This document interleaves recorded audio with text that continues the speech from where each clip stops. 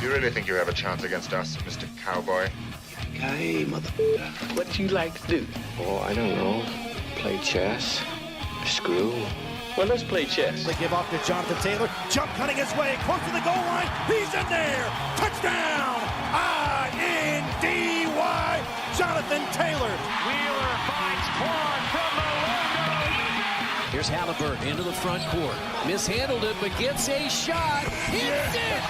Hits it! John, I have never been better to be on the air with you here in Indianapolis, a place where so many of my dreams have come true. The Ride with JMV on 93.5 and 107.5. The Fan.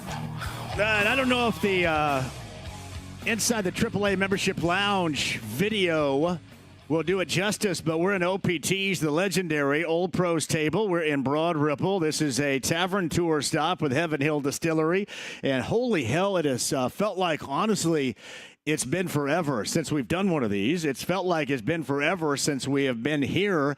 And it is fantastic to be back in the heart of Broadripple. And I want to make sure that you guys all have time to come out and join us. You know what we do when it is a Tavern tour stop, and we mix that in with a great deal of sports conversation, which we certainly still have. It's funny. You go through the entirety of the Pacers this offseason, the playoff run that they had all the way to the decisive Game 7 that was lost back on Sunday night in Oklahoma City. It feels like that we've gone through a couple of years.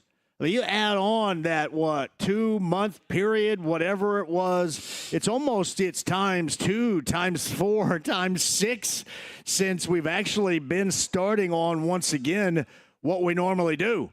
And this is it, little Tavern tour stop, the end of the month of June. We are at the legendary Old Pros table in Broadripple.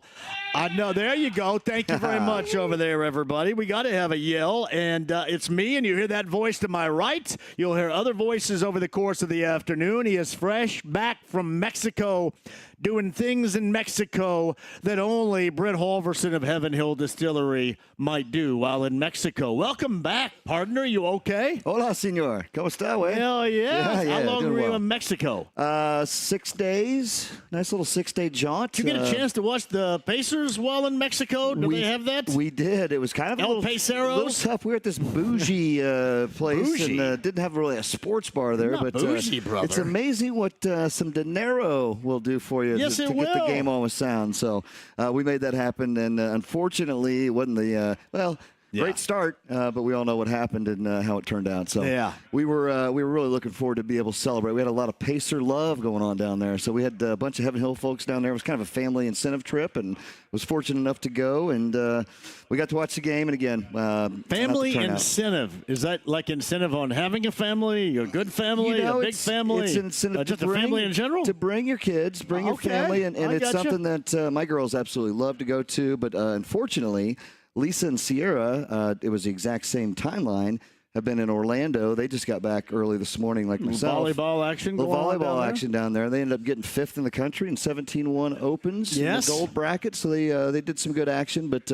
we didn't miss it. Got to watch a couple of the games just via Baller TV, but we were down there soaking our sorrows after the Pacer loss and some good tequila and fine Mexican cervezas. That is Bryn Halverson. You can, again, see the AAA Membership Lounge via YouTube Live. Become a AAA member today, and you can see where we are. All that we need here is you for our video landscape, and that's going to make it right on this Thursday. Before we get into, and by the way, I know you guys want me to go deeply involved in round 1 of the NBA draft, but that thing was so boring, and it doesn't really matter if the Pacers are involved or not. The ESPN broadcast is just beyond awful. Absolutely awful last night. I mean, there was nothing really compelling, but at the same time, it just like, you go, they don't even know. I mean, it's just like, here we are, and there's just some dudes, and here's being drafted. Yeah, it was awful. And I don't even have an axe to grind because the Pacers are involved, and it was awful. It was just terrible last night. Beyond being terrible, It was incredibly boring. Now, the Pacers have a couple coming up later on tonight, 38-54, and we'll talk about that, and I'm sure the impact that it's going to have on where they're going in this upcoming season and how they're going to handle things coming up once free agency is underway, and the decision they're going to end up making. And I say, the decision to me has been made on Miles. It's just going to be what they're going to be on the hook for financially is the discussion we have over the course of the afternoon right here. So we've got that for you. We've got Caitlin Clark. We wondered if maybe some things weren't quite right once she returned from that injury. And not so much in that first game back because she was hitting absolutely everything. But since that point in time, as I've mentioned, she's been broke as a joke. Turned the ball over 8 times, did not look like herself in the past 2 games. It has been stated she has a groin injury. She is going to miss some time. And we'll see how significant the amount of time Caitlin Clark with the Fever ends up missing. Eddie Garrison got you covered later on tonight with the LA Sparks here in town versus the Fever. And again, no Caitlin Clark, and that certainly overshadows the who really gives a crap that Dewana Bonner's not here any longer, to be honest with you. But I know a lot of people still want their answers for that. And here's my hope. My only hope is that at some point we get a little bit more drama, and wherever she ends up, that at the very least she can play against the Fever at some point again and maybe even here again. But other than that, honestly, who really cares? And we'll see coming up later on tonight how this team looks without Caitlin Clark. So those are the fresh stories today as we get into the offseason of the NBA fully right now. Round 1 of the draft last night was Cooper Flagg going number 1 overall. It was clear that there's nothing like starting a career out someplace where it looks like you don't want to go. And you had a couple of instances last night of that. I think that's something you should know by now because the cameras have been on these dudes forever. But you should know that the cameras are on you before you have some sort of, like, for me, even at a very small level, there's probably 2 people watching us right now, Brent. But I know that I'm not going to go ahead and go knuckle deep in my index finger and my nose while on the AAA membership lounge via YouTube Live. So you probably should be careful in the rest of the world when you're these guys, when the camera is on. And that really was the only interesting aspect or plural aspects I thought we had last night involving that. Otherwise, it was pretty boring all the way around. You know, I kind of kept my eye on the plane on Delta. It did have, TV able to watch a little bit of it. But, again, it was not very super exciting at all. So I was just kind of toggling around and didn't have a chance to listen to a whole lot of it. But, hey, you know what? We're going to have some fun talking about it a little bit today and talk about some hopeful Pacer opportunities with 2 picks coming up tonight. Right? Yeah, I like it. Was it did you guys catch that last night? I'm assuming you did because I think social media did about when was it Malika Andrews that referenced the Cowherd kid from Washington State as Colin Cowherd? That was awesome, Ethan, man. I went, what? I was like, it was on. I was sitting in my living room and I said, what? Colin Cowherd, and all you have to do to double check on this is go ahead and log on to X, and then all of a sudden, Colin Cowherd just got drafted. There's Colin Cowherd. He got drafted. So that was an excellent, I think it was Cedric Cowherd, who was once upon a time at Eastern Washington, and then I think played about 5 seconds at Washington State a year ago. So he ended up at Memphis. I think the dynamic there, they had Jalen Wells a year ago, I think also from Washington State. But it's funny. It is so much more difficult to keep track where these dudes are because they change uniforms year after year now. So you've seen them be from about 19 different spots as far as teams are concerned. But, yes, nothing compelling out of last night. And we await exactly what the Pacers do later on tonight, and probably more so than anything else. Here's what to watch for with the Pacers. It is kind of laying out a structure or a plan, and that may tell us a little bit about what they're thinking about once they get in to the offseason. And as I mentioned, I didn't think a great deal was going to change anyway, and I still don't think a great deal is going to change moving forward. But what does need to change would be your plans if they did not include joining us at OPTs in Broadripple today on this Tavern tour stop for the month of June? Let's go ahead and lay it out here. Last time we were here, it was also you and I at Old Pros Table. This has been a staple in the heart of Broadripple for absolutely ever. It really has, and it's such a great place. There's a lot of history here. Jeff and I were talking about some great stories from 20-plus years ago, and what this place has meant to Broadripple. And Broadripple has changed quite a bit, and it's getting back in that action right here. So definitely come out and join us. Hopefully Steve, I believe, is going to join us as well. He said he's trying to get out of downtown. Steve's trying to get out of downtown right now. He's got a lot of action going on right now, so hopefully he'll join us. But Janika's here. Hopefully she'll get up and say hi to us here in a little bit. She got the JMV socks on the back of the OPT shirt. That is vintage stuff right there, brother. When was the last time we were here? It was 3 years ago. I think it was a couple. Yeah. It was the fat me was here. This is the first time I've been the new me here. I'm a virgin being here with the new me, but the fat me was here last time. I can't even see you right now, man. It's just like looking through a headset. That's it. Well, I realized being in here, and I'm trying to read screens and read my phone and stuff, and James sent me something I had to send out for our race of the day coverage coming up, and somebody's going to have to give this guy LASIK ASAP here. I can't see a damn thing right here. It gets worse. I'm going to have to get some kind of cane or something. Seriously. I feel like Mr. Magoo sitting here right now. I can't see anything. You got your Halliburton boot on, though. That's I know. good. You like the way that looks right there? Yeah, it does. That's sexy. Yeah. You know what it does? What it does, like half of my body is 2.5 inches taller. So I think one half is around 5'11", shrinking.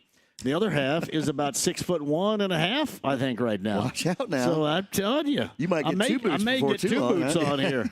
Little elevated shoes. I feel like Gene Simmons getting ready to do Dr. Love in this one side of my body right now with these boots, these elevator boots. I can see that, Dr. Love. I like that. What are we working on as far as you're a betting analyst as well from Heaven Hill Distillery? That is Brent Halverson with us on this Tavern tour stop. What do we look for as far as now we're officially into the off season here? And I know the fever is still involved. But do you go with baseball? Is there anything to do with the draft? Do you mess with that? Or are you working on the fever? What do you concentrate on as the betting analyst once we get in officially to the summertime? Major League Baseball, my friend. Makes sense. I will tell you, it's been a tough year for me in baseball this year. I just can't you get a lot of these big numbers, especially anybody that's playing Colorado or the White Sox. Yes. Those are big numbers every single week or every single day. But, just dabbling right now. Really looking forward to NFL season getting back in action. Doing Not a little bit. Not too long from now, buddy. Yeah, it's starting to click down a little bit, which is nice. There's some futures starting to toy around with, watching where those team totals go and all that good stuff for football to kind of build it in. So this is kind of a little bit of a lull. I don't get into WNBA a whole lot, but, hey, pretty exciting. I got in the airport early this morning, late last night, and beautiful full court layout set up in there right when you walk in. Yes. I mean, it looks great, man. So they're pumping up for the WNBA All-Stars, which we'll be doing a show at O'Reilly's downtown the Friday night of the WNBA All-Star game. I saw Joel a week before last for one of the NBA Finals games, and he had mentioned that we're going to be there. That's going to be pretty exciting. I mean, hopefully Caitlin gets back because, like you mentioned, she's not involved. It's kind of like, okay. Hopefully DeWanna Bonner gets back. Well, there's some definite. So I got news for you, too, by the way. And I think it's even more magnified in the WNBA. If they can't find a spot or there just wasn't a fit, it's you. It's not them. I mean, honestly, it's you. Yeah. In the WNBA, if you can make, like, layups consecutively, they're going to find a spot for you here. So it's more a you issue than it is, I would assume, a they issue. Now, she did put on Instagram, Brett, a little bit earlier. I'm trying so damn hard not to get into this soap opera because I don't want to be a part of it, but had mentioned that the truth one of these days will come out because I guess everybody is coming at her. But this is just kind of old school me in basketball. If you can play, they're going to find a spot for you. Normally speaking, if you can play and you can be productive, there's going to be a spot for you. Now, the other side of it is, if you're not, then you're probably not going to find any clock. So I think it's as easy as that, and I think it's even more magnified, especially with the Fever and their lack of production so far and not being as good. And I know that Clark has been injured, but let's just face it, this is not the type of season that anybody felt to this point this team was going to have, with a lot remaining. And we do have to take a tip of the cap from the Pacers a year ago. Look how we talked about them in middle December. I remember that early December game against Charlotte, and I was downtown on a Sunday, and we were having a watch party, and it may have been the worst basketball game played by the Pacers I've ever seen in my life. See, it was awful. At that point in time, I remember going on the show the next day, Brent, on Monday, and I go, holy hell. I told everybody this needed to be run back, and I was thinking it may need to be run out the door. That's how bad that it was. But you gave it some time. It evolved. Neesmith got back. And then we saw the impact that it had at the end of the season. So here's hoping that the Fever fall into that same line, that same category.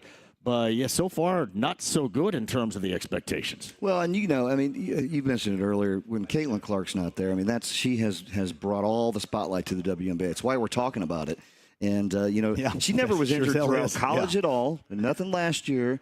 And then this year, right? And then, you said, did she come back a little too early? Was it, was there a tie-in there? Don't know. She's got to get herself healthy because she is the cog that really drives that Fever squad. Well, you got to protect and listen, on the smallest of all scales, I'm kind of the same. I go down to the Legends Golf Club today because we have our fan invitational golf outing coming up August the 7th. That's a Thursday. Get signed up with your foursome right now, 1075thefan.com, and shot a video. And I hadn't seen Ted Bishop in a while, and he saw me limp in with this Gene Simmons boot on. And he said, hey, what happened? And I was telling him the story, and he said, hey, you need to have this further checked here. All right, you got it, because he showed me his Achilles, which popped, and it wasn't a good thing. So the moral of the story here, and I probably need this more than anybody else, I am literally the dumbest person that you will ever meet. There is no doubt. I'm the dumbest person. I make the worst decisions. I have most of the good decisions I've made in life, somebody else had to make for me. Seriously, I don't have a brain in my head, especially for this, and I will do everything that is wrong. Plus, I'm incredibly stubborn to boot, no pun intended here, which is also problematic. So I think sometimes, and when you get on a much larger scale, whether we're talking about, Caitlin Clark status or just anybody professionally that's going to get a paycheck for playing basketball and wants to participate, or if, you just love the challenge, you have to be safe from yourself. You have to. I think you have to be safe from making. Look at Jeff is tripping all around here Jeff like wasn't crazy almost right safe from here. himself right there. The Tavern Tour style. What's a Tavern Tour style without Jeff tripping over the headphone cord? That's absolutely right. Right. Keeps it fun. Keeps us on our toes. I think everybody that really does want to play, and there's a lot of want to involved in there. I just kind of mentioned the business aspect of it, but there's so much want to where you have to have somebody come in and go, hey, numbnuts, no more. All right, do what you need to do right here. Stop listening to yourself. We know you want to play. Yeah, and to me, the Halliburton circumstance, which you're going to bring up, is different. Because that was all or nothing, and in that moment, I think we all do that. And as I've mentioned, that was the baddest ass of the baddest ass decisions to make. And it's unfortunate where he is right now. But there are oftentimes, especially when you have a length of the season remaining like Caitlin Clark, or, hopefully with me, a lengthy life remaining to where somebody probably should intervene and say, hold on just a second here. Maybe you should scale it back and chill out just a little bit. So those decisions sometimes, and especially in my case, are more times than not better off being made by somebody else, especially in my case, somebody much smarter than me. Well, you've got to have that every now and then, right? Just to keep us on the track. Yes. You kind of hop off pretty easy. And you're right. If you get somebody that can kind of help steer you along, hey, let's look at doing this. Why don't you do this? Buddy. Need steered? Need a little steering here. Give me a little self-driving here. But no, everybody needs that, right? But you mentioned about Tyrese. I do respect him for what he did there. Does it suck? It absolutely does. But you know what? That's every kid's dream. Yes. Playing Game 7 of the NBA Finals. You're the reason that we were here, right? You got to get out there. Your teammates don't. But I also think that kind of deflated that balloon a little bit. They had a 1-point lead at halftime. Came out just flat, too. There just wasn't that leadership. Somebody needed to step in there a little bit more and say, hey, we got this for you, Tyrese. And unfortunately, it didn't happen. But, hey, we had an outstanding season. Like you said, looking at ourselves, 6 months ago, it didn't look like there was going to be much action there. But do you think that anybody is disappointed that he made that decision? Because I've not found one person. I think everybody, we really agree on everything. But I think people agree that, as you just described it, I thought accurately so. This is your moment. This is your moment. This is what you live for. This is what you want to do. And, as they say, you go balls out. Yeah. And that's what he did. And I think there's only been 16 Game 7s, in the NBA Finals. It doesn't happen that often. When's the next time the Pacers are going to get back to the Finals? Hopefully it's next year. Hopefully it's in the next couple of years. But you know what? It might not happen in this team's, next few, right? So while they're together. But I always make I'm telling horrible references, by the way, too.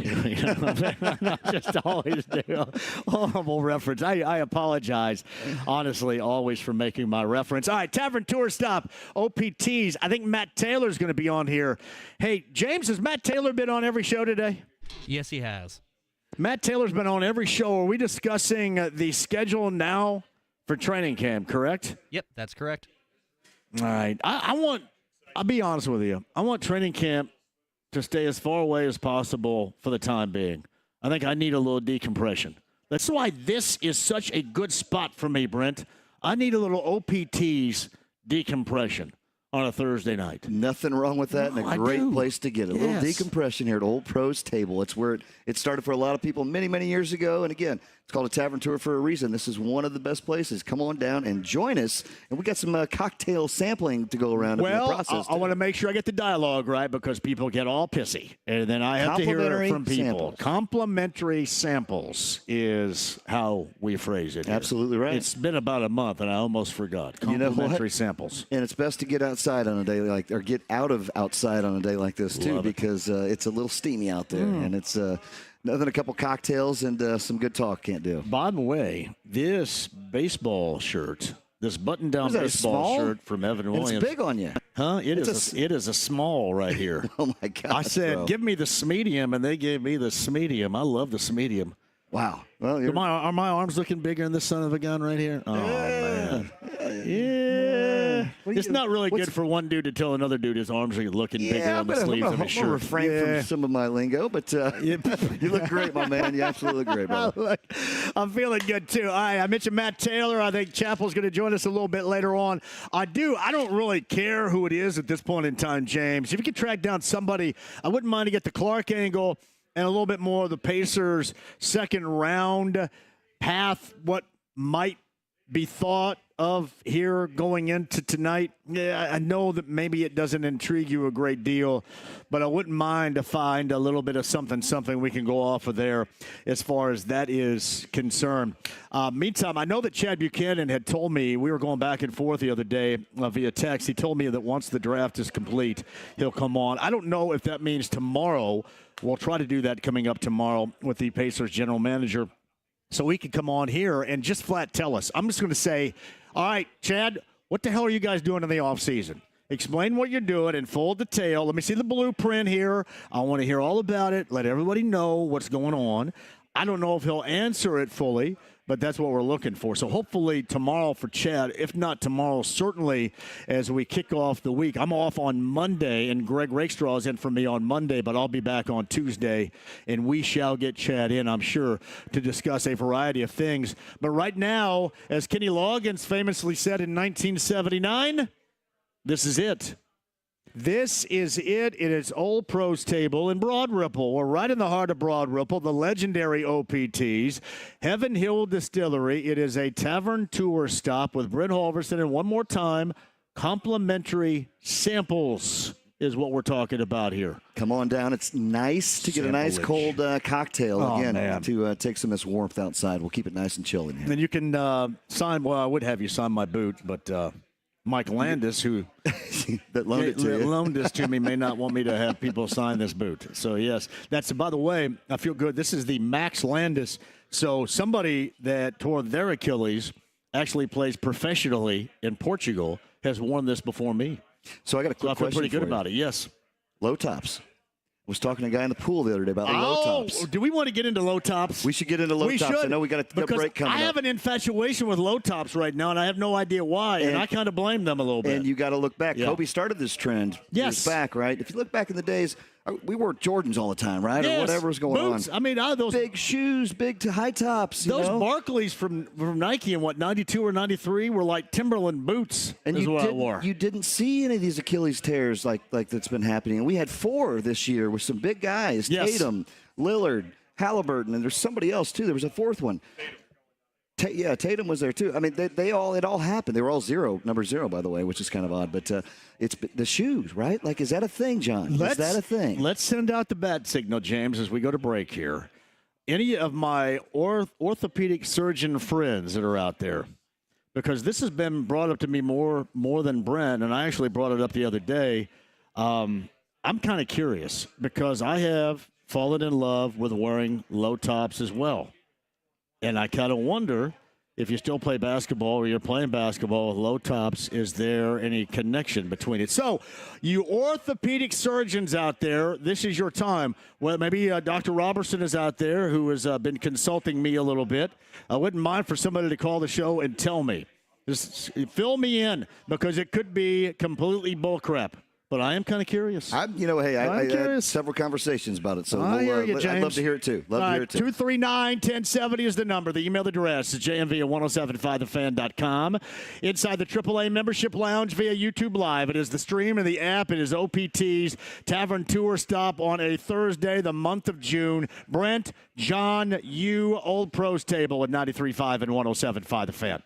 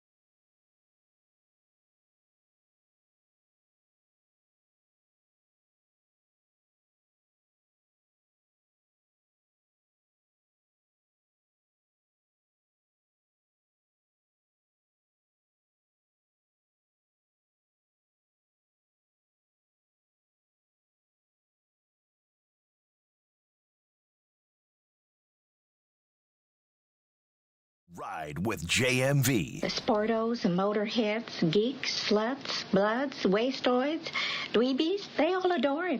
They think he's a righteous dude. 93.5 and 107.5. The Fan. Oh, the way you make me feel at OPT sitting on this bench right here at the entrance. I'm going to get Steve over here. Steve, I know downtown's hard as hell to get out of right now, but, man, navigate. Get over here, buddy. Me, Brent Halverson, Heaven Hill Distillery, Tavern Tour Stop, month of June. Thank you for joining us. Phelan's the on-site engineer. Ethan and Chris went down and made sure my card worked to try to park my car. Well done, fellas, and promotions. Thank you very much. Mac is here. And Mac, that's Music Mac, is going through his own weight loss program right now. Mac is down upwards of 40 pounds, in the neighborhood of 40 right now. My brother, I am incredibly proud of you. Keep that thing going strong. Looking good, feeling good. Love to hear that story. Britt Halverson, JMV, Heaven Hill Distillery Tavern Tour Stop. And on the Andy Moore Automotive Group hotline, he was asked to come out here today. But he has his daddy responsibilities going on this late June afternoon, which we understand on a Thursday. The voice of the Colts, Matt Taylor, joins us now. Hello, Matt. How are you? I'm good. I appreciate you, brother. Yeah, wearing a couple different hats today. I'd rather be with you. I'd rather be up there and feeling the vibe in Broadripple, but I appreciate you. I'm always thinking about you. I'm always thinking about my friends right there. But I figured, are we talking softball or baseball? What is the dynamic surrounding this? Babysitting? What's happening? Yeah, so we're at the tail end of the spring sports, which is crazy because it's 150 degrees out right now. But we're at the tail end of baseball and softball. We're in playoff softball this week. So wish us luck.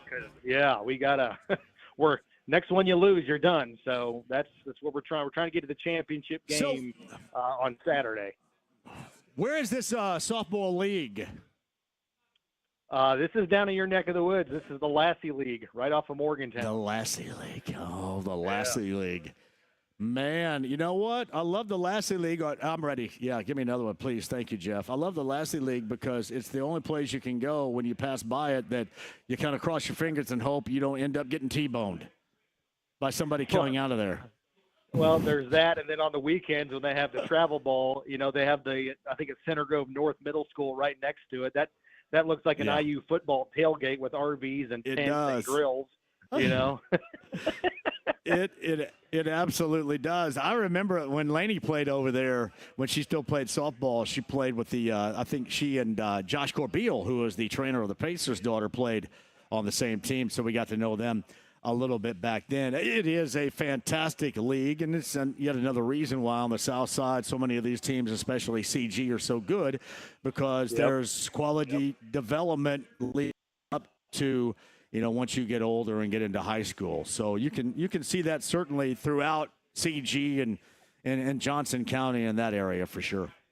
Yeah, she loves playing too. She's still in the rec ball. It's all things considered still pretty laid back, but there's a lot of people down there that take it very seriously, and rightfully so, because there's some really good players, and then that funnels into the travel ball system that's so prevalent right now. But we're on the brink of all of that, so we're trying to figure out just how serious we're going to be and how good we can be at this age. She's 8, so she still has a lot of fun with it. And what I'm so glad as a parent, as a dad, what I'm so happy is, no matter what team she's on, to your point, there's such good families down here, and it's a great community. So, whatever team she's on, all the girls love each other, and they get along really well, and they all are really good teammates and all supportive. So it's really good, it's wholesome, good, clean softball fun. It's fun to watch.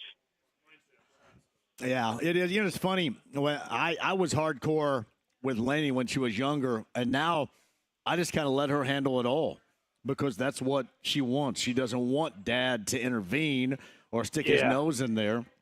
I am there for moral support and certainly a high level of financial support. And after that, I just let her handle it, and it works out better, man. I mean, it really does. So can I ask you a little bit of parenting advice? How did you How did you go about at this age, again, 8 years old? How did you go about, stressing that, hey, there's room for improvement here, but not to be too hands-on, not to be too overboard, not to take away that love for the game, the innocence of the game, but also wanting to say, hey, if you work on these things, or if you maybe try this, you might hit the ball, harder and farther. Like, how do you balance those things without pissing them off? Man, Matt, I was bad at this, and here's why. Like when Laney played in younger basketball leagues, you weren't allowed to double off your man and double team the ball and steal it. I told Laney, disregard the rules and go get it whenever you can. So I was bad dad. Bad dad.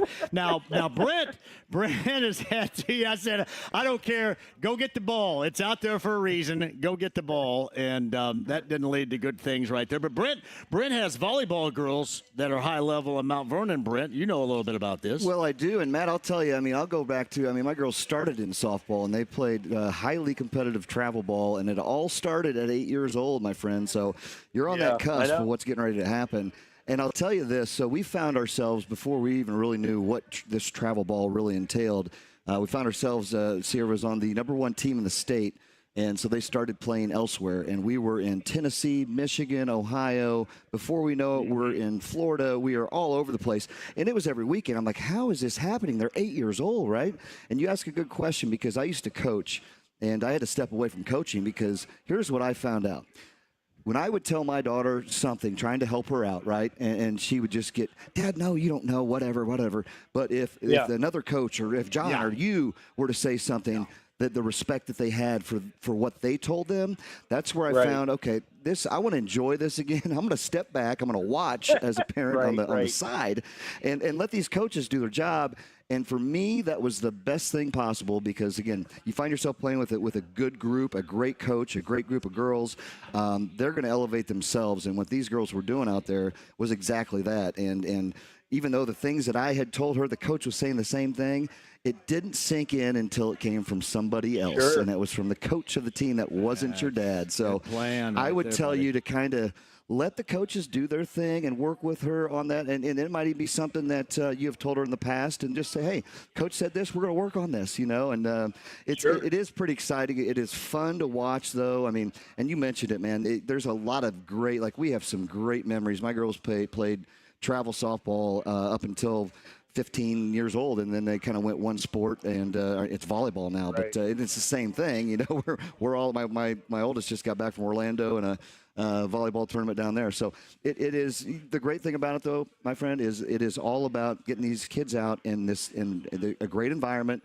Great coaches, get some leadership to them, and their teammates that they play with, they help elevate each other, and it's pretty awesome to watch them grow as young kids. And Matt, hey, don't be like me either, buddy. Don't be like me, because there was one point when Laney was younger, and I said, Laney, if you miss another layup because you're trying to use your left hand, I'm going to jump off a cliff, okay? Would you just score the damn basketball?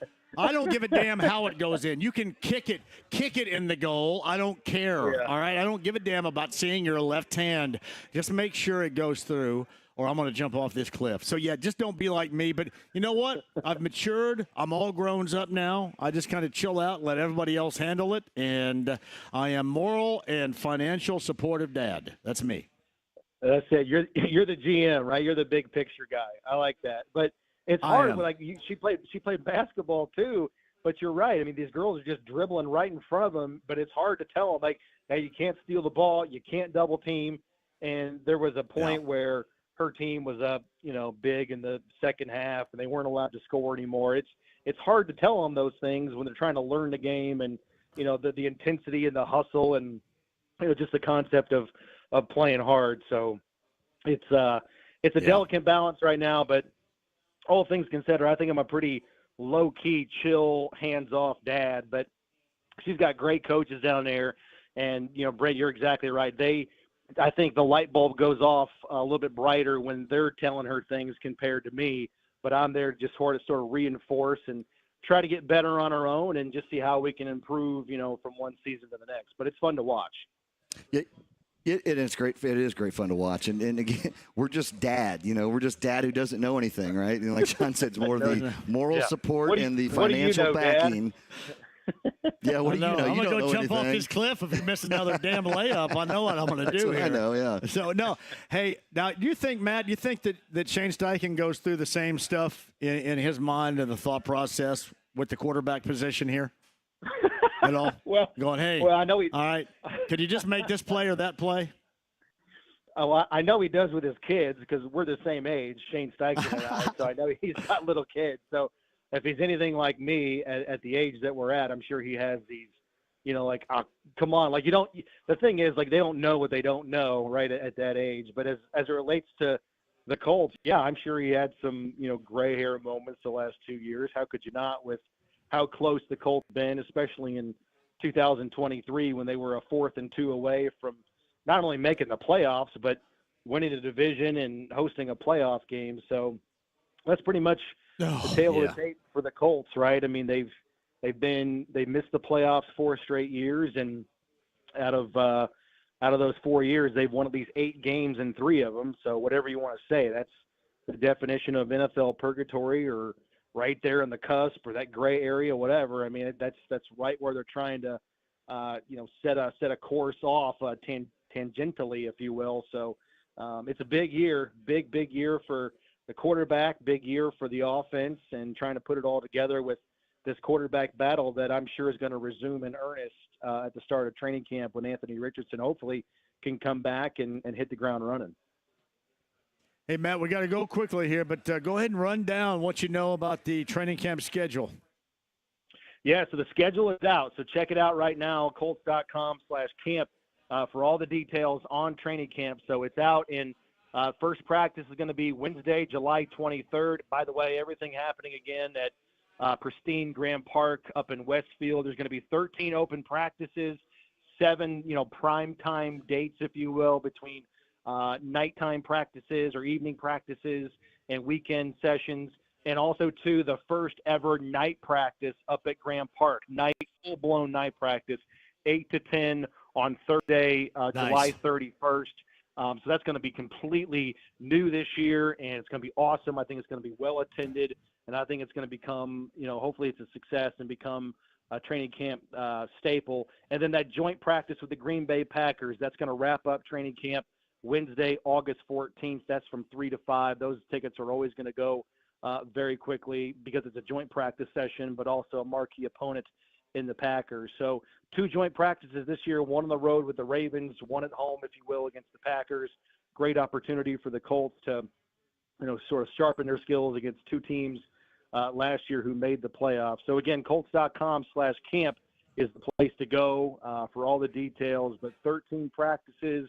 The big ones are July 31st and Wednesday, August 14th, and I cannot wait. Kids are always free up there, up until the age of 17, and you got Colt City behind the practice fields up at Graham Park. It's just there's something to do up there for Colts fans of all ages, and obviously it's great for families with kids trying to get the autographs and blue and just everything. So again, Colts.com/camp is your one-stop shop for all the details there. All right, my brother, I appreciate you more than you know. Go get those kids, and we'll catch up a little bit later on here in the summer, man. Yeah, anytime. I look forward to it. Thanks, guys. So Matt Taylor, the voice of the Colts of the Andy Moore Automotive Group hotline. That's Brent Holverson. I'm John, AAA Membership Lounge via YouTube Live, OPT's Tavern Tour Stop. Month of June. You know what we should Brent. do? You know what we should do, John? Yes. I just had this as Matt was talking here. That was August 13th, I think he said. Colts Packers joint practice at Grand Park. Live show. Let's do a show up there. Let's do it. We'll talk about that coming up on the other side right here at OPT's. Don't go anywhere. I take that back. Do go someplace. Come here. There you go. Join us. OPT's, Heaven Hill Distillery, Tavern Tour Stop, the heart of Broadripple, the legendary Old Pros Table. 93.5, 107.5 The Fan.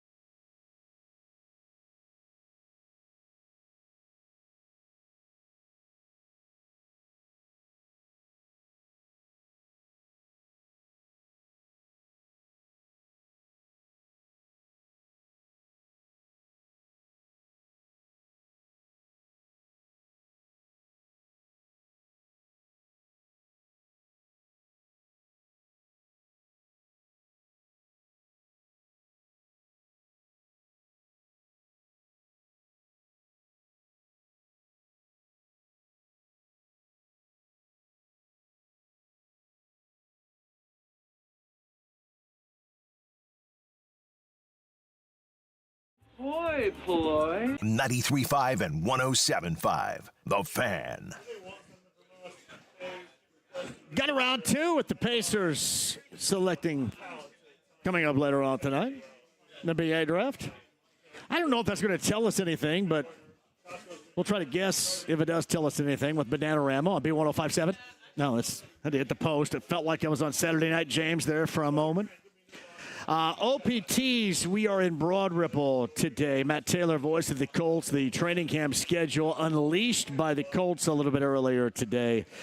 You can find that out at Colts.com. I actually taped a video.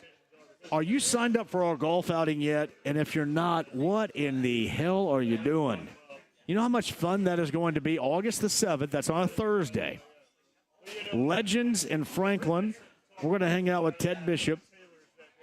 I'll be out of this. There's zero way I'm going to still be wearing this boot August the 7th. I guarantee you that. And I'm hoping that we can get – Kevin Bowen sent me a little picture yesterday of some guy that rolls up with a pickup truck that has a goal in the back. I want to shoot off against some of you clowns out there. Seriously, I want to have a shoot-off. And if you need me to take a shot or a drink or something like that before it, I feel pretty confident in my game that I can do that. So I want to do that, and I want to go ahead and DJ that bad boy up at one of the holes, one of the tee boxes. But get signed up, 1075thefan.com with Franciscan Health. You can also find out, again, health-wise, heart screening will be free out there for you, too. But make sure you're involved.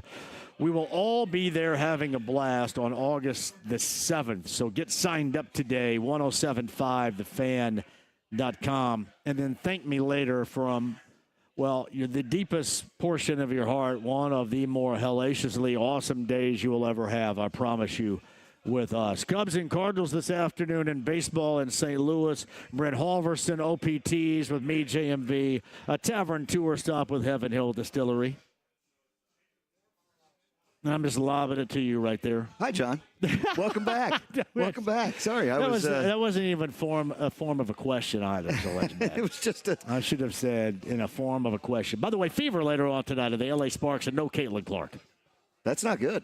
That's not good at all. That's not good. I mean, kind of looking at a little 6-6 right now, but need to have her back, create a little excitement, get her healthy for this All-Star game. They've had a level of disappointment so far. They have. Yes. But let's get her healthy. That's number one. Get her back, and plenty of season to be had, like we talked about earlier. And by the way, before you get all bent out of shape, because I say that's what happens when teams that you follow truly do matter. And because of Caitlin Clark, there's no doubt this truly does matter. And I know she's missed some games, and she's going to miss some more coming up here, but it has not been what everybody thought. Then you have to deal with a soap opera this past week with DeWanna Bonner.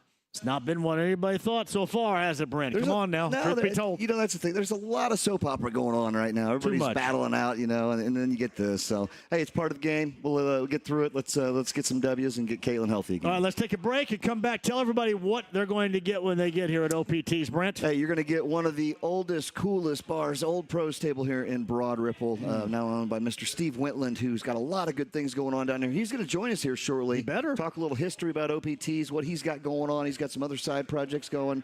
But come out and join us. Got some complimentary samples for you. Come on down. I'm enjoying a nice little Lunazul tequila right now, coming fresh back from Mexico. The old standby right here with the ginger ale, little larceny. And I just got done having a couple Evan Williams cocktails to start before. So we've got a lot for you to come down here, try out. Janika's back there. She runs the show here. Come show some love and say hello. That's Brent Halverson. I'm John, Heaven Hill Distillery. Tavern tour stops in Broadripple at OPTs. We'll come back with you on the other side. James Boyd, Mike Chappell, and so much more. Get here, and if you don't get here, make sure you stay where you are to listen to this show because we got more for you. 4 o'clock hour straight ahead in Broadripple on 93.5 and 107.5 The Fan.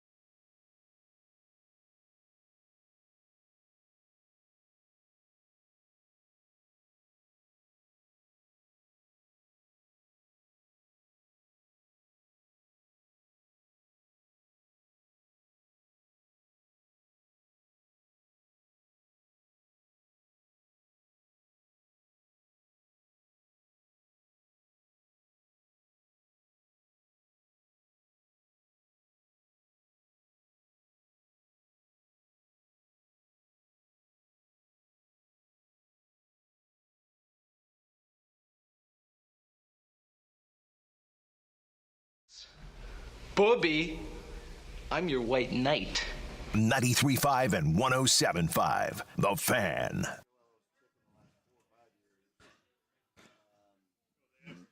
I have a great idea for you. Haul ass here to OPTs and join us. Cocktail samplage is what we got rocking. Phelan's the on-site engineer. Ethan and Chris are here.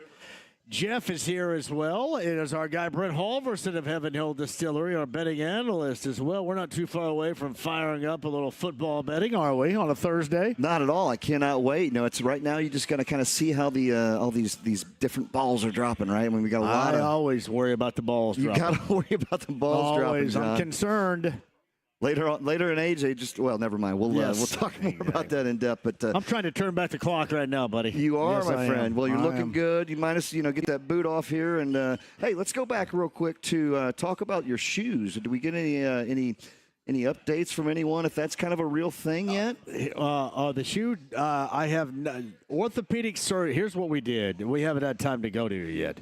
Any orthopedic surgeons out there that would suggest we're right or wrong on wondering if low tops lead to what we have seen, to maybe this wide variety of Achilles injuries, at least certainly at a higher level than we've ever known. Well, like we just talked a minute ago, I mean, just the big stars, even in the playoffs, who it happened to, and you lose a big Tatum or Lillard or Halliburton, right? I mean, that's a big deal.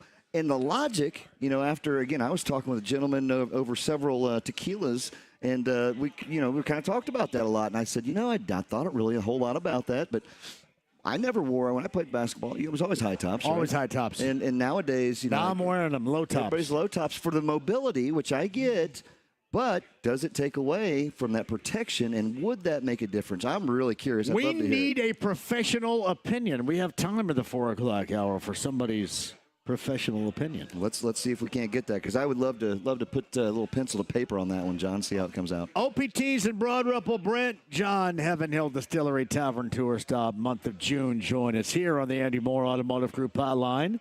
He's played hoop with me before. He's a member of the morning show. He also writes for The Athletic. James Boyd joins us. So do you think that Achilles injuries and such have anything to do, any connection whatsoever with the change of pace and going to the low tops over the high tops for many? I'm not so sure. Personally, I probably think it's more so perhaps how the game is played nowadays with so much running.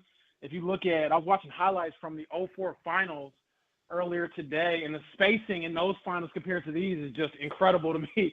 Guys are standing right next to each other, whereas now it's so spread out and you're asked to run a lot more around the course. Maybe that's part of it. And maybe part of it is just having playing all year round. A lot of these AAU tournaments and AAU teams and summer basketball, you never get any rest from your Achilles if you're especially a one-sport athlete.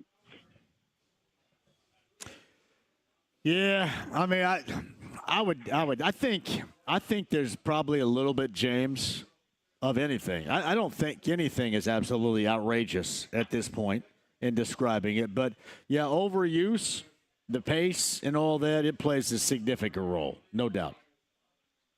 Yeah, I feel for Tyrese, man, but he went out like a champion. Even though he didn't win the championship, I thought he said, I'd do it again, and I have no regrets. I'm thinking you shouldn't have any, brother. You gave this city, gave the NBA really one of the greatest runs you will ever see from one person and really one team as well. So hats off to him, and just hoping he obviously has a safe and smooth recovery. James Boyd with thoughts. All right, depending upon the direction they go, if it is similar to what we have seen so far or maybe just an addition here or there, what do you think this Pacer team can do coming up this upcoming season now, considering that Tyrese Halliburton will be lost for it? That's such a unique question. I think you start off by re-signing Miles Turner. I know everyone's going to roll their eyes at that. I don't care. You have no other alternatives. Yeah, not the guy you're talking to, buddy. Let me tell you that. I know. Right now. Let's do it. I just get annoyed when people when people say, oh, they shouldn't do this. I'm like, okay, that's fine for you to say that. But what's your alternative? If you don't have an alternative, then I don't really want to hear you say, don't bring back a guy who's been here for 10 years and is still one of the better starting centers in the NBA. Yes, was his NBA Finals performance bad? I understand that. But, again, if you get rid of him, you'll be worse off. And so I think they probably will want to stand pat for the most part and then see from there what they can do when Tyrese is healthy in the next season after this one. And a lot of it, I think, will come down to what type of growth you see from Benedict Mathurin.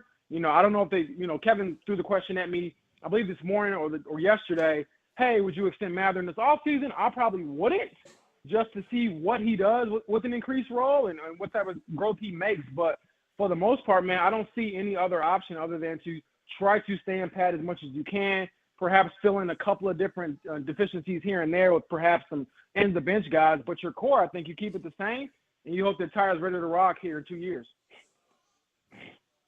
So James Boyd, the morning show, the athletic writer as well. He's on the Andy Moore Automotive Group hotline. Can we tell maybe a little bit of what the Pacers are thinking by what they do later on tonight at all in the second round of the draft?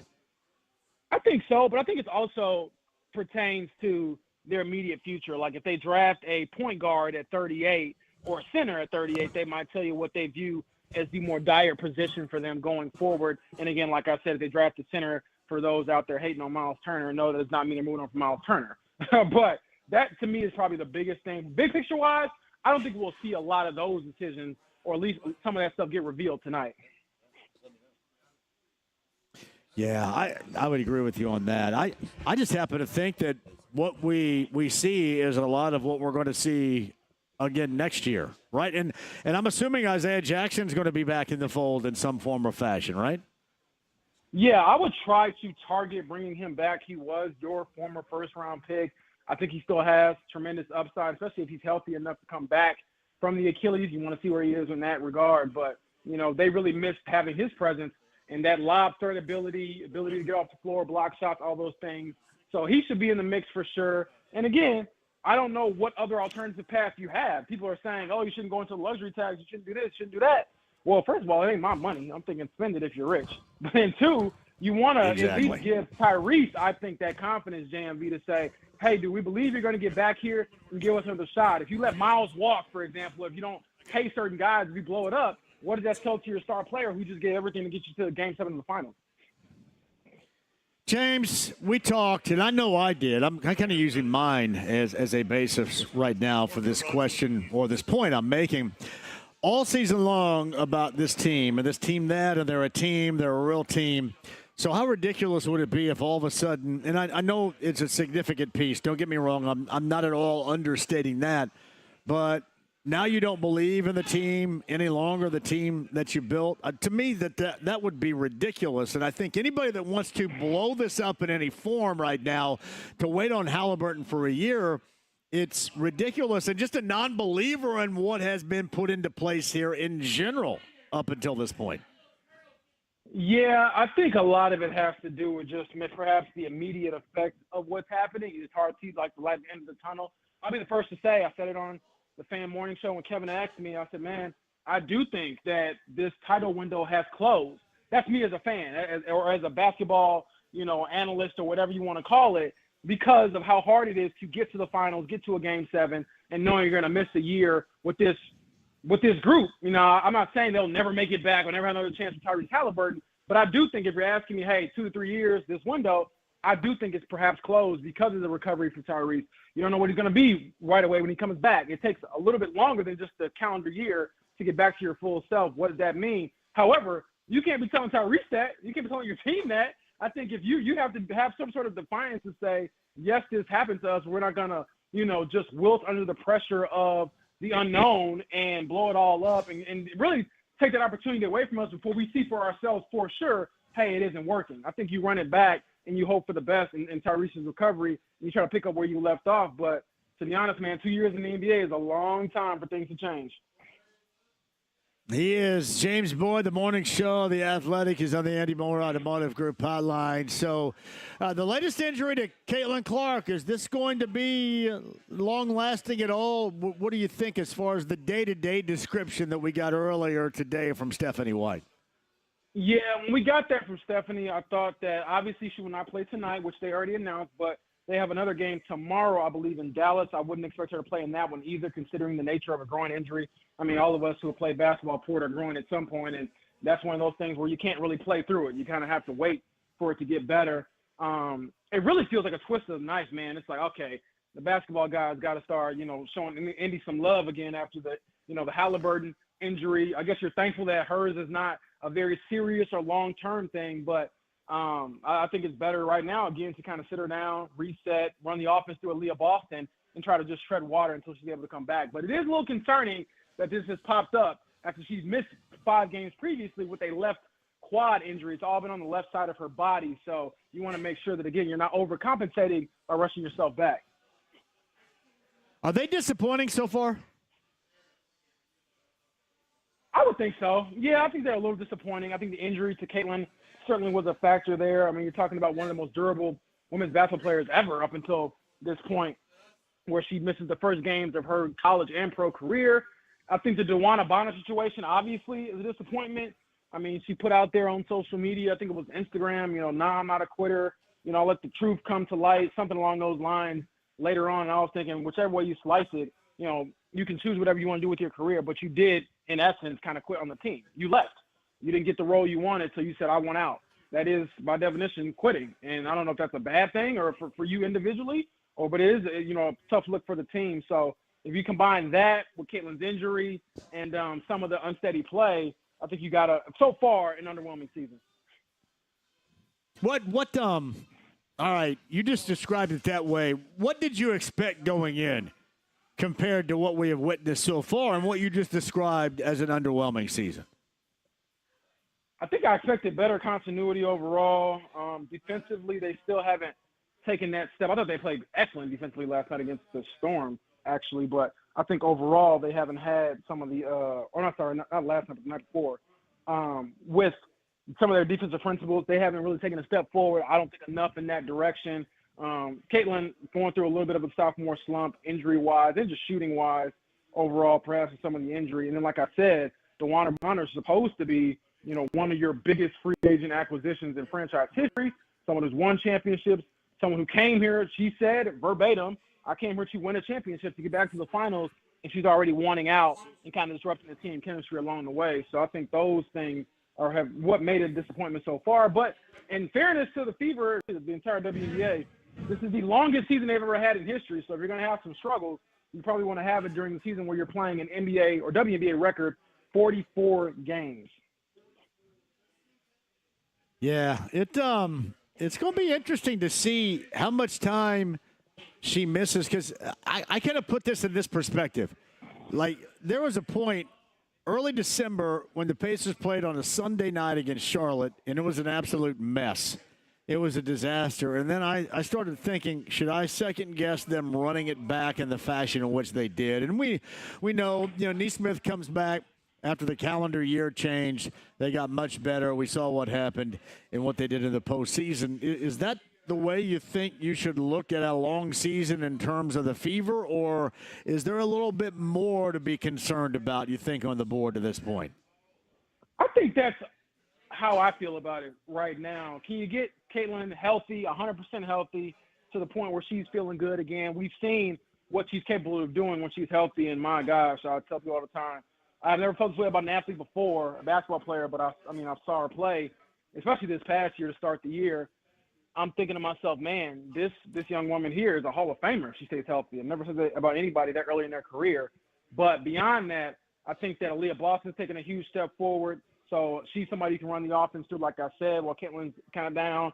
I think that Lexi Hull's taking a step forward as well. So a lot of it is just continuity issue. They haven't had the same lineup or the same rotations for quite some time because of the injuries to Sophie Cunningham as well and others who have missed time. Even Demiris Dantis is going to miss some time upcoming here soon because she's going to play for our national team. So that, to me, kind of all leads to some of the dysfunction we've seen. So if they can get everybody on the same page, everybody healthy, everybody available, then I'll feel better about their chances of doing some damage in the playoffs. James, I thought the first round of the NBA draft was about as boring as you would want to watch. Now, was that because the Pacers had zero involvement, or was it just overwhelmingly boring? And the ESPN coverage was not any better. What do you think about what you witnessed, if you did witness it for an extended period of time in round one last night? Yeah, I was a degenerate who watched it downtown at a bar. because I Lord have needed something mercy. to watch last night. Oh my God! And hey, you don't drink? Do you really not drink No. either? Have you never? I really don't. Yeah, I don't. Hey, And why don't you run to Broad? Hey, hold on a second. Can Go I ahead. put some peer pressure on you right now? Do you mind? I mean, yeah, it hasn't worked in 29 years, but feel free. Oh, I'm pretty good at it though, buddy. I'm really good at it. How about you come to Broadripple right now? You've never had a drink in your life? Never had a drink in my life. Come to Broadripple right now and let us change that. Yeah, that's a terrible pitch, but no, I'll pass. I get asked I'll send an a lot. Uber. I'll send an Uber. I'll send an Uber for you. Yeah, you're trying to give me the Jalen Williams treatment after OKC won. He said he hadn't had a drink and he went crazy. But I'll ask you here because I get asked all the time. I hate it. Why don't you drink? I don't have a sob story. I don't have any alcoholics in my family. I just didn't want to do it, and it kind of just happened that way. So it is what it is. Hey. But I will say, after that Yes. Game 7 loss, I was thinking after the Achilles injury, if I'm ever going to drink, that would have been the time. Well, my friend Brent Holverson of Heaven Hill Distillery is going to perform right now in the closer role. What do we think about our good friend James Boyd never having a drink before? What should we do about that, Brent? Well, James, I'll tell you what, I respect it, my friend. Stay tried and true to yourself. But if you ever do think that you'd like to come over and have a cocktail, I've got a couple of brands I think you'd thoroughly enjoy. However, you do you, and when you get to that point, let John and I know. We'd like to be the first to introduce if you'd like to. Let's figure this out here, James, really quick. What's your favorite beverage? I mean, what do you enjoy drinking the most right now? I mean, probably lemonade. That's probably like the go-to if I'm going to drink something other than water. Okay, well, take the lemonade angle right here, Brent, and tell James what we could do for James. Well, if I was talking to somebody that would like to have a cocktail, I would tell them that Deep Eddy lemon and club soda or water is an amazing drink. It tastes like a fresh lemonade, and it's really, really good, all natural ingredients. However, again, much respect to you, my friend, for not going down that avenue. I can't stop right there. I've got to put peer pressure on. Full court peer pressure right now, James. What I will say is, if you do decide, we just ask to drink responsibly, and we'd love to turn you on to some. If you ever do get in the moment, come join us, and we got something in Lemonade Alley right for you. We appreciate it. I feel like I'm back in high school, JMV. I'm like, what is this? I haven't heard these talks in a while, man. Let me tell you what, buddy. I am known as the bad influence. No, I think you're just living right, man. You got to live a little, right? Yeah, well, there's no doubt I'll LVIN every single day. But no, if you ever want to come out with me for one of these Tavern tour stops, I'll come pick you up. I'll take you home, and we'll introduce you to this particular level of enjoyment, and then you can make the call after that. Okay, buddy? Sounds good. All right. I'm not gonna force you just yet. But where was I, by the way? I think I got caught up with something else. Was I talking about the fever or injuries? What the hell? Where was I? No, I just got caught up in trying to get James Boyd to take his first drink. Me a little bit. But... Yeah, I did, man. I kind of screwed that up. Well, I tell you what, I will let you go. Good to see you, JoJo. I will let you go and I know you guys got tomorrow. I know Kevin's going to Oregon to do the Goonies tour, I think, right over the weekend. So who's holding it down with you tomorrow? It will be me and Mark, and I believe Kylan will be the producer tomorrow morning. Oh, yeah. Man, Kylan's awesome, by the way. Kylan is as good as you're going to find right there. Kylan and Nathaniel, good in the standby right there. Hey, thanks for everything, too. I know you can't make our golf outing as well. I think you're going to be out of town for that, covering the Colts. Yeah, I'll be in Baltimore. It is going to be one hell of a time. I went down and shot a little video at the Legends with Ted Bishop a little bit earlier today. But, hey, keep on keeping on. And if you want to play some hoop, even when I got this boot on right now and not playing, let me know, and I'll hook you up with the guys on Sunday so you can get down there and play, okay? Sounds good. You know I love a Sunday morning run. Oh, man. Good dude. Hey, tell everybody before we go how fast and how hard I play. Make sure everybody knows that. You play hard. Yeah, no, he runs. This isn't a facade. This isn't a fake. He is going to run. If you're not in shape, you will die trying to guard JMV. My man. I love me some James Boyd. We got to get you that first drink coming up soon, James. Yes, sir. Boyd. You be shooting that thing, baby. You be shooting that thing. I'll be back pretty soon. No doubt about that. All right, James, I appreciate it. We'll listen tomorrow morning beginning at 7 a.m. All right, guys, take it easy. It's James Boyd on the Andy Moore Automotive Group hotline. Never had a drink. Wow. Impressive. I guess, I've had a couple in my tenure. Yeah, me too. Me too. But hey, it's not for everyone, and I do respect the decision not to. That's however, again, if anybody's ever looking to kind of come check things out, we got some good ideas for you. Well, tell everybody about those good ideas you're talking about at OPTs this afternoon. John, it's an honor to work for Heaven Hill Brands. We're the largest family-owned distillery supplier in the world. We've got several hundred brands here in Indiana. We've got about 100. All great things. And when you're talking category leaders like Evan Williams Bourbon and the entire family of Evan Williams, and I'll tell you, the 1783 small batch, which they have here at OPTs, is outstanding. So if you want to come try that, come give that a shot. Got some great flavors too. We got the fire is a great little shot option, but we got honey, and I don't know cherry, the Ohio peach. players. Fire, just straight fire.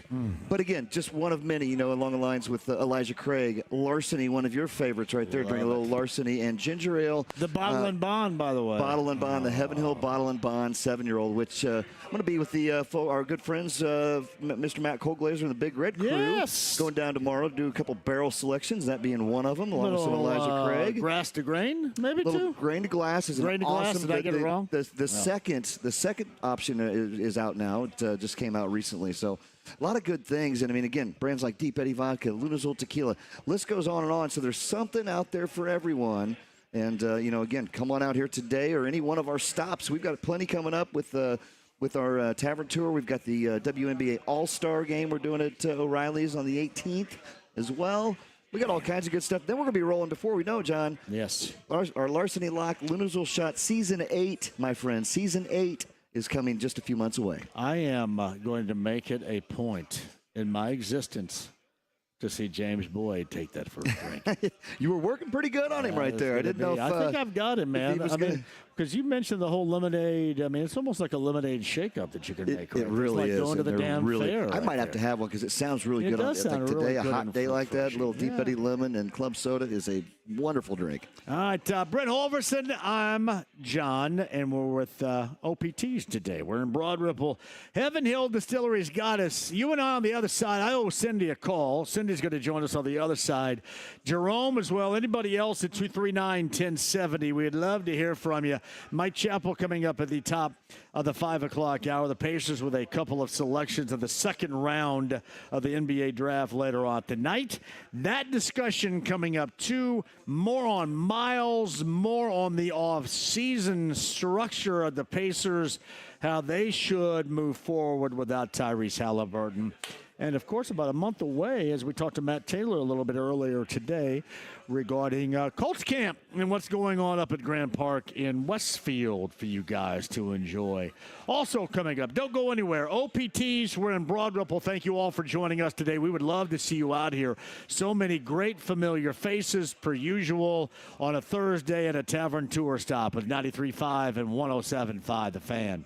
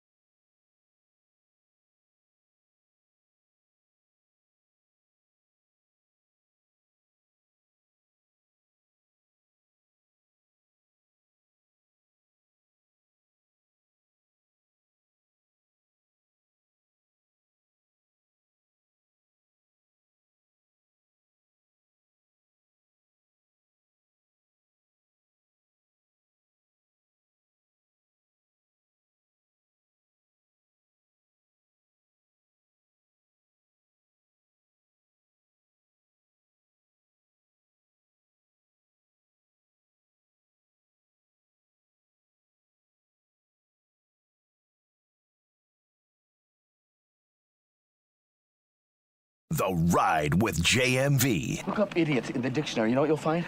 Picture me? No. The definition of the word idiot, which you f***ing are. 93.5 and 107.5. The Fan. There we go. AAA Membership Lounge via YouTube Live. This re-entry is for our good friend Brent Halverson. Go ahead and talk it up, brother. All right, man. Hey, the good old Grateful Dead right here. This is what makes the day all worth it right here, John. Oh, clocks are running late. See that? You got that? Has there ever been weed smoked to this song? I don't know. I don't know. I hear from other people there might have been, but Touch of Grey. It's not about that, man. It's about the Is this music. the only charting song of all time from the Grateful Dead? Unfortunately, it is. That's what I thought. Unfortunately, it is, but their depth of songs are just unbelievable. It's almost like the same of Moody Blues only has like two, maybe three at the most. You know, the Grateful Dead were more of a they played for the fans, right? So they weren't all about the chart hits and everything. Every concert you go to is different. There's never the same show. Like you could go see most acts, right? And if you went to 2 nights in a row, you get the exact same songs. Never does that happen with the Grateful Dead, my man. That's what makes it so good. I'll be going out to San Francisco in August for the Grateful Dead 60th anniversary. Now, who plays with them? No. So still Bob Weir. I knew Bob Weir, who was frontman with the late Jerry Garcia and really the man. So it's still Bob Weir, Mickey Hart, original drummer. You got Jay Lane playing drums now, and Jeff Kamini on keys, which Jeff is an awesome guy. Shout out to my boy Tom Schrepperman. He listens all the time. And then Mr. John Mayer, and I wondered if John Mayer was still John Mayer has brought this whole thing, and I was never a John Mayer fan, but wow, his guitar playing is unprecedented. He's a great dude. And he's got a great voice, man. He just really adds to it. And then you got Oteil Burbridge on bass, who played with the Allman Brothers, too. So it's pretty spectacular. And 60 years, still kicking it right there. Do you like Fish, too? I do. Is Fish coming to Ruoff this summer? They are not. This is the first year in the last 3. And that's always been a big weekend out at Mystic Waters Campground with the Fish crew in town. Because again, you got to have your showers working. A lot of people. Yeah, you got to have showers going. A lot of people coming in town for those big shows. We do have the next big show coming up, though. Dave Matthews Band. Yeah, twice. July 11th and 12th, I think, are the dates. But it's right around the corner. And we'll have 600 plus out there for that. And, shout out to Mystic Waters Campground. Yes, in absolutely. Pendleton right now off of I-69. How's things going? Outstanding, absolutely outstanding. And I tell you, anybody out there looking for a fun weekend, this weekend, got the Lakeside Luau all weekend long. Tell us Friday more and about Saturday this. night. You're going to be listening to we've got live music both Friday and Saturday night. A lot of Jimmy Buffett style music being played. We've got a lot of games out there. We've got a pig roast. We've got some drink samplings going on. We've got all kinds of stuff going on out there. It's supposed to be a beautiful weekend. Not a better place to come take a little chill from this heat. Get in that jump at the lake out there. Take a paddleboard. Take a kayak out. Listen to some tunes and have some fun with some friends. Who's roasting your swine? Lisa's got that all set up. I believe our good friend Mr. Heath Birch is going to be assisting with it. He's got some good pork. Man. He does have some amazing He's big pork. on pork, from what I hear. Big on pork. That's right. There. That's awesome, Tom. It's gonna be good. Luau. So little Lakeside Luau this weekend, Friday, Saturday. Mystic Waters Campground. That is the Pendleton exit off of I-69, and I'm assuming Labor Day weekend. Are we doing the same thing as we normally do? We are. We're going back for our. This is the third installment, right? Installment, yeah. Of the the Bender, the Weekend Bender. The Weekend Bender JMV Takeover. And the Takeover on that Saturday night. That's fun, man. It is always First year was a little kind of, we felt things out a little bit. We felt it out. When it worked out great. Last year was smooth as silk, and looking for another fun time this year as well, John. Well, we did one in the Coke lot the night before the 500, and that went absolutely spectacular. So I think I've kind of learned how to do it a little bit better now. Look at that. See, you can perform it a little bit Get out and do some live takeovers. Yeah. That's outstanding. Isn't it fun being out? Shout out to Hud Mellencamp, who was in our RV. Was he? Most of the time. Yeah. You could tell. You could tell.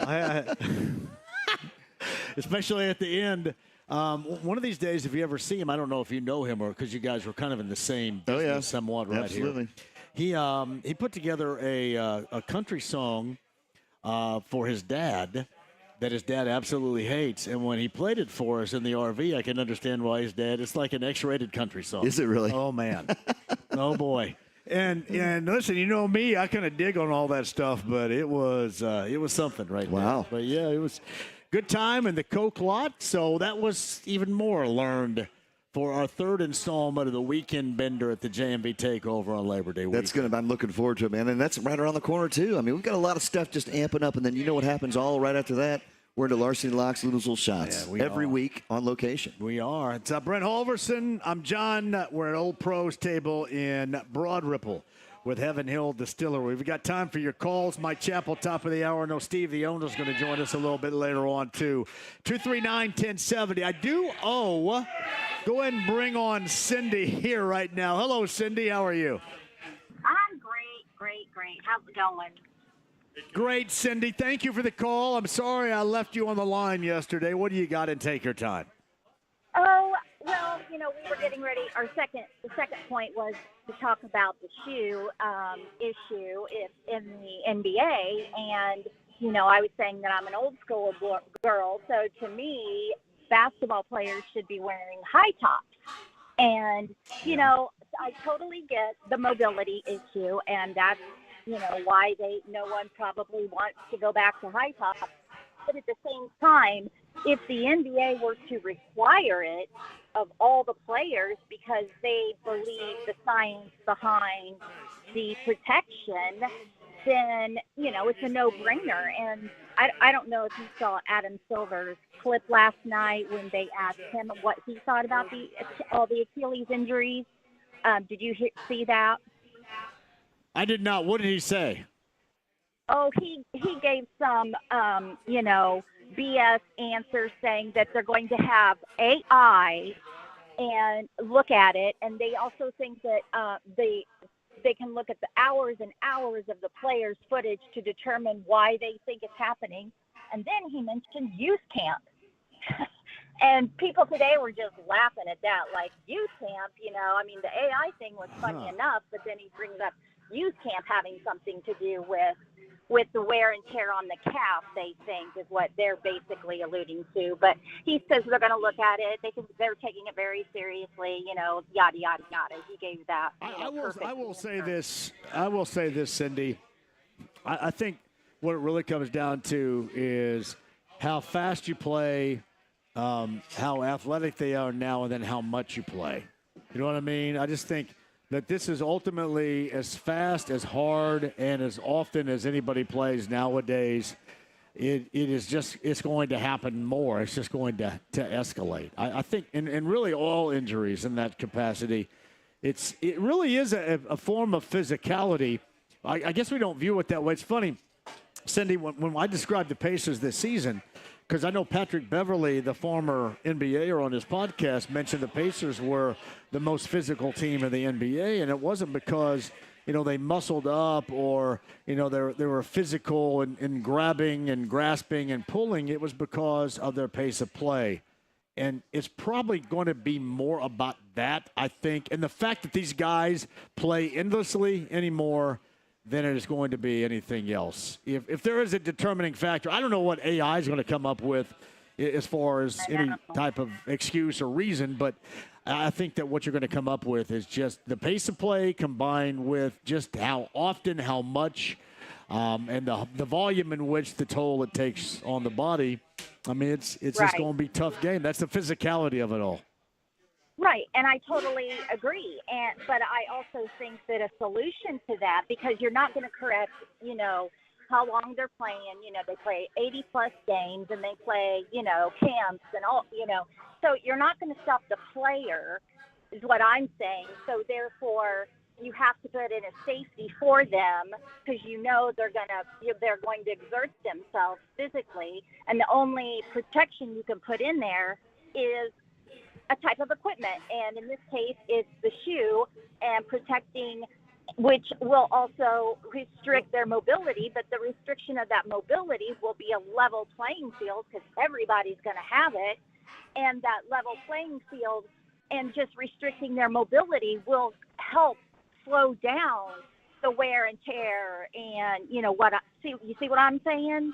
Yeah, I don't know if you're going to be able to. It's almost like, so everybody's going to be required to wear an ankle brace or something like that now. I mean, I guess I would have to ask, where is that going to stop right there?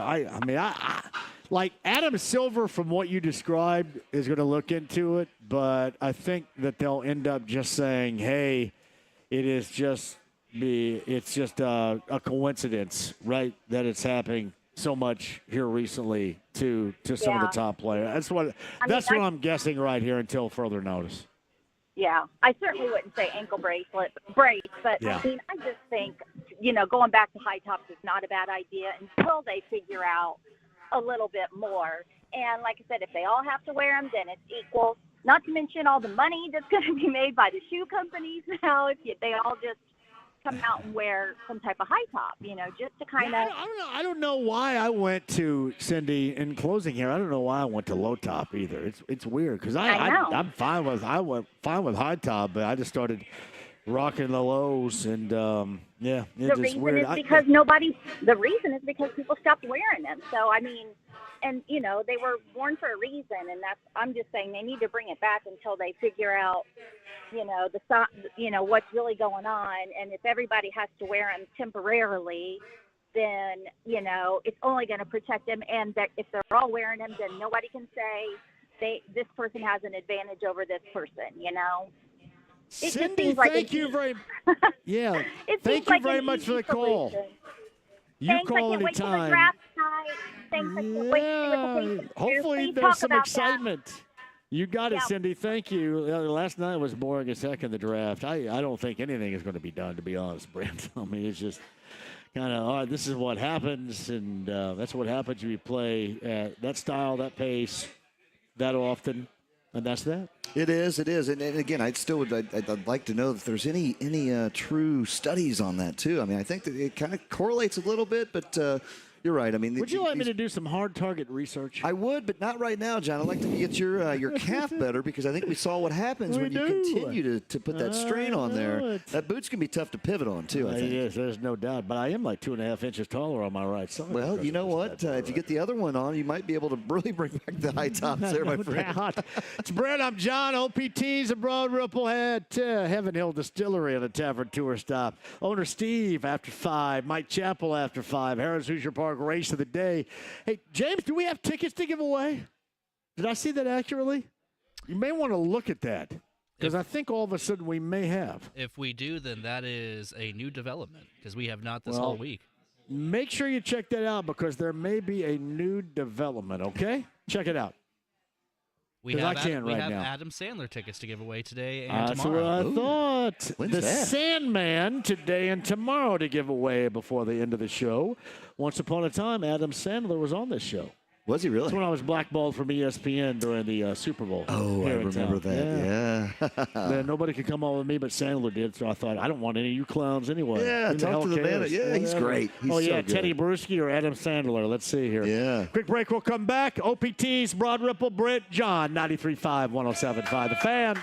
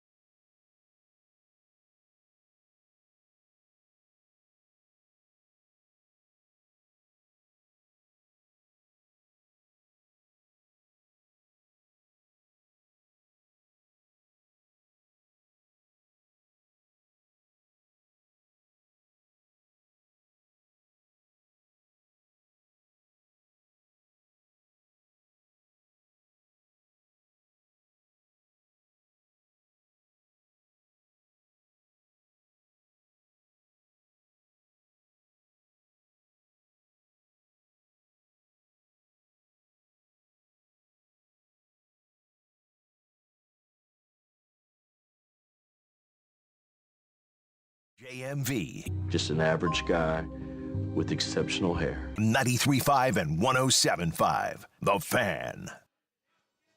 OPTs in Broadripple on a Tavern tour stop. That's Brent Holverson. I'm JMV. This, as you hear, is somebody you can hear not too far from where we are tonight. This is Amy Mann.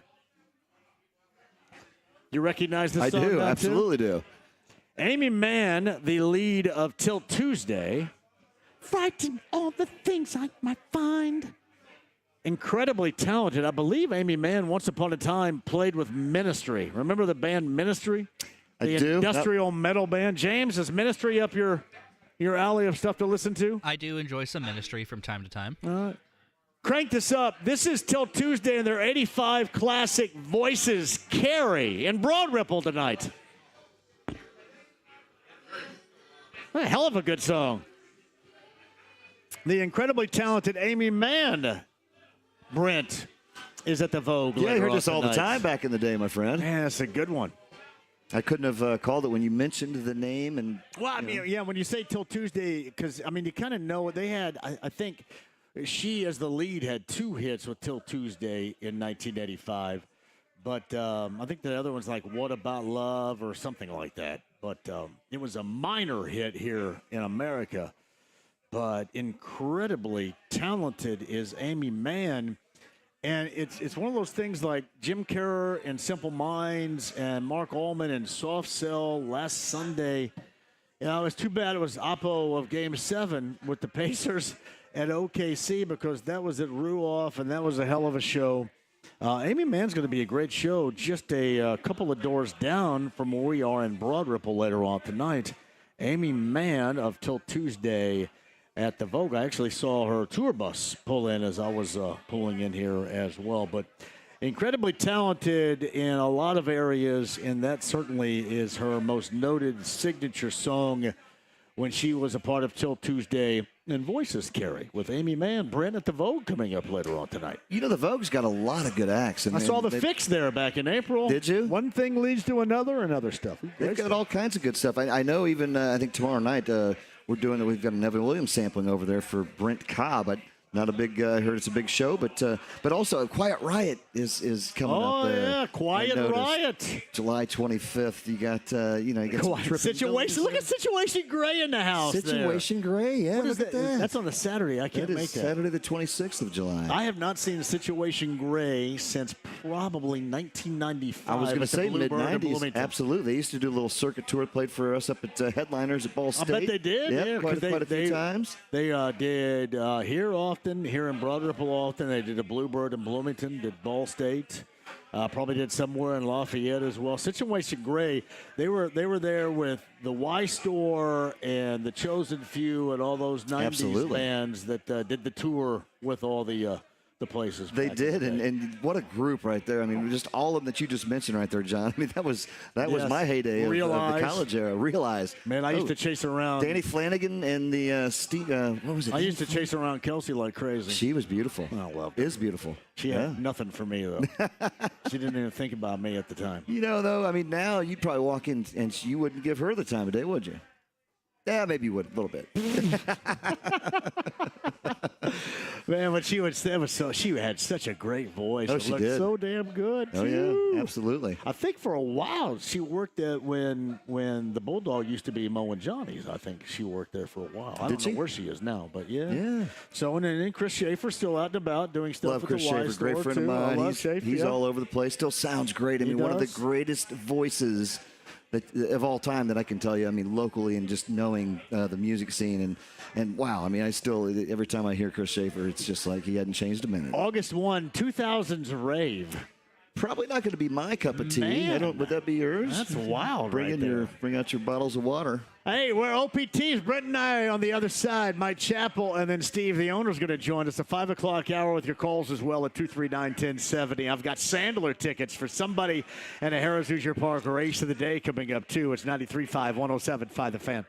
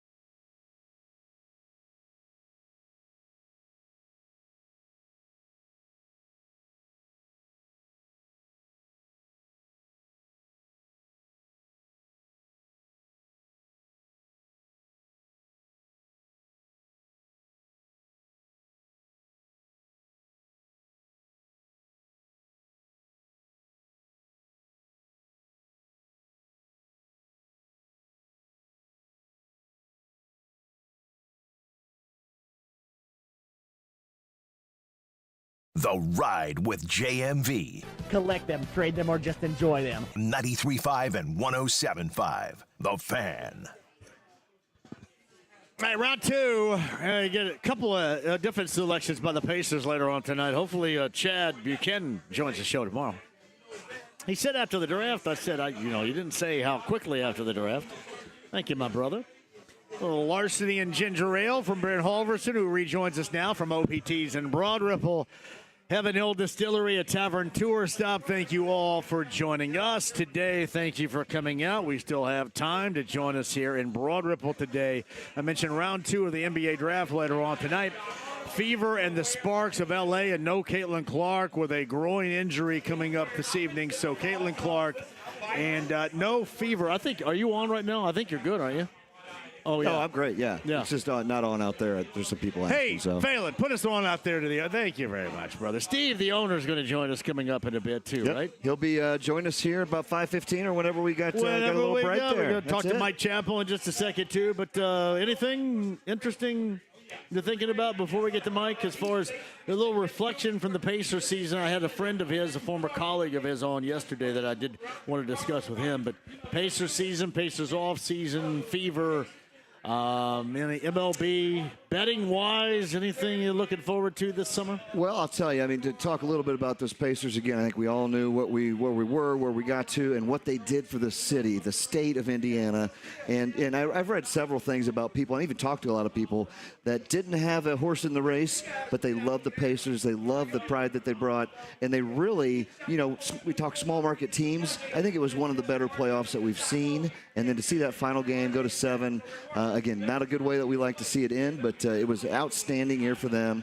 And, I know there was a lot of hope because they had a big future on those Pacers. If they would have won, it would have paid out really nice. And I had a couple friends with very large payouts online. But, speaking of betting, John, we talked a little bit about baseball. It's been an up and down kind of a year for myself, but right now I got 2-0 today, and I've got the Dodgers going with the Giants, a little money line parlay. Giants were just down 5-2, but a lot can happen. Yep. A lot can happen only in the end of the fourth right there. Giants made the biggest definitive move so far in the season to get a little bit of offense. Cubs 3. Cardinals, nothing as of right now. I got to check and see. Let me scroll up and see what inning that is in right now in St. Louis. So the bottom of the 9th inning.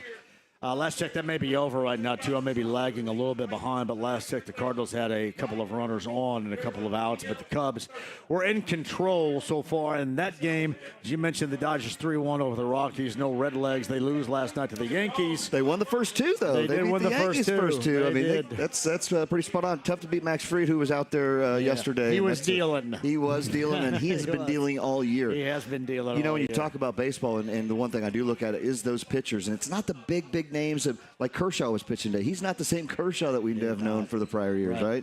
But you look at some of these guys, Skubal for Detroit. I mean, Skeens for Pittsburgh. They don't have any run support, but, man, he's still dealing out there, too. It's just that's what I look at. Who's pitching?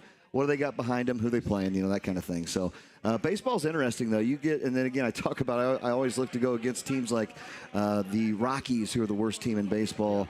The Chicago White Sox are not doing so well.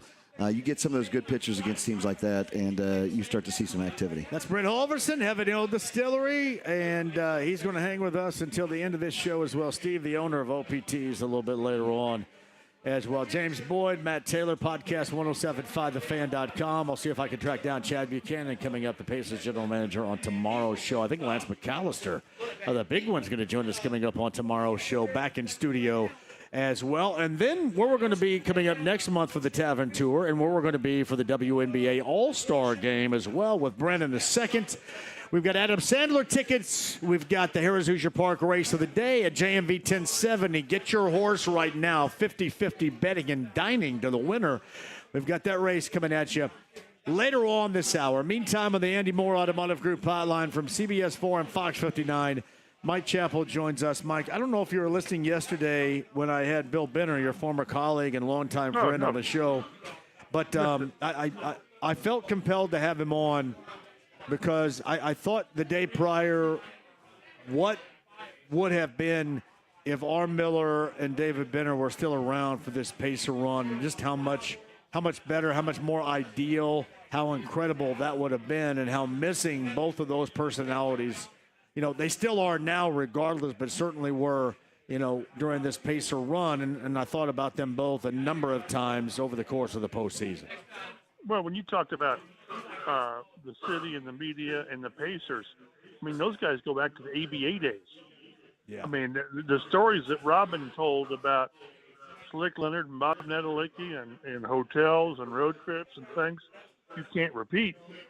But they were through it all. And David Benner as well. So that's what that playoff run.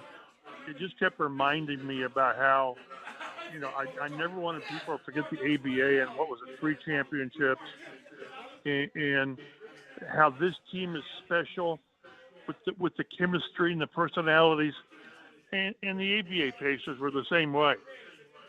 It's just that people don't normally remember that long ago. A lot of us, a lot of folks aren't as old as I am to remember that, but I was on earlier in the week or last week with someone, either you or Jake, and I talked about that, and I forget to mention Bill's name when I talked about the Star and Robin and David and Mark Ambrogi and Phil Richards and Tom Reitman and all those guys. And Bill emailed me, said, "Hey, how about me?" as a joke. So that's what was. And again, we've talked about this. That's what's cool is the guys and the friendships that you came up with. But those guys are as ingrained in the Pacers as anyone.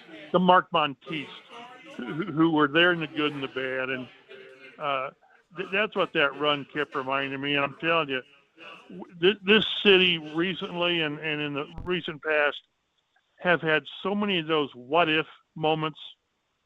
What if Peyton's neck? What if Luck's calf? What if Bob Sanders' body didn't give up on, didn't give in on him? What if Tyrese Halliburton's Achilles doesn't pop? Maybe OKC wins anyway. It's hard to predict, but I'm telling you, it would have gone down to the wire, and I'd like to have seen what happened because Halliburton gave every impression that he was on a heater.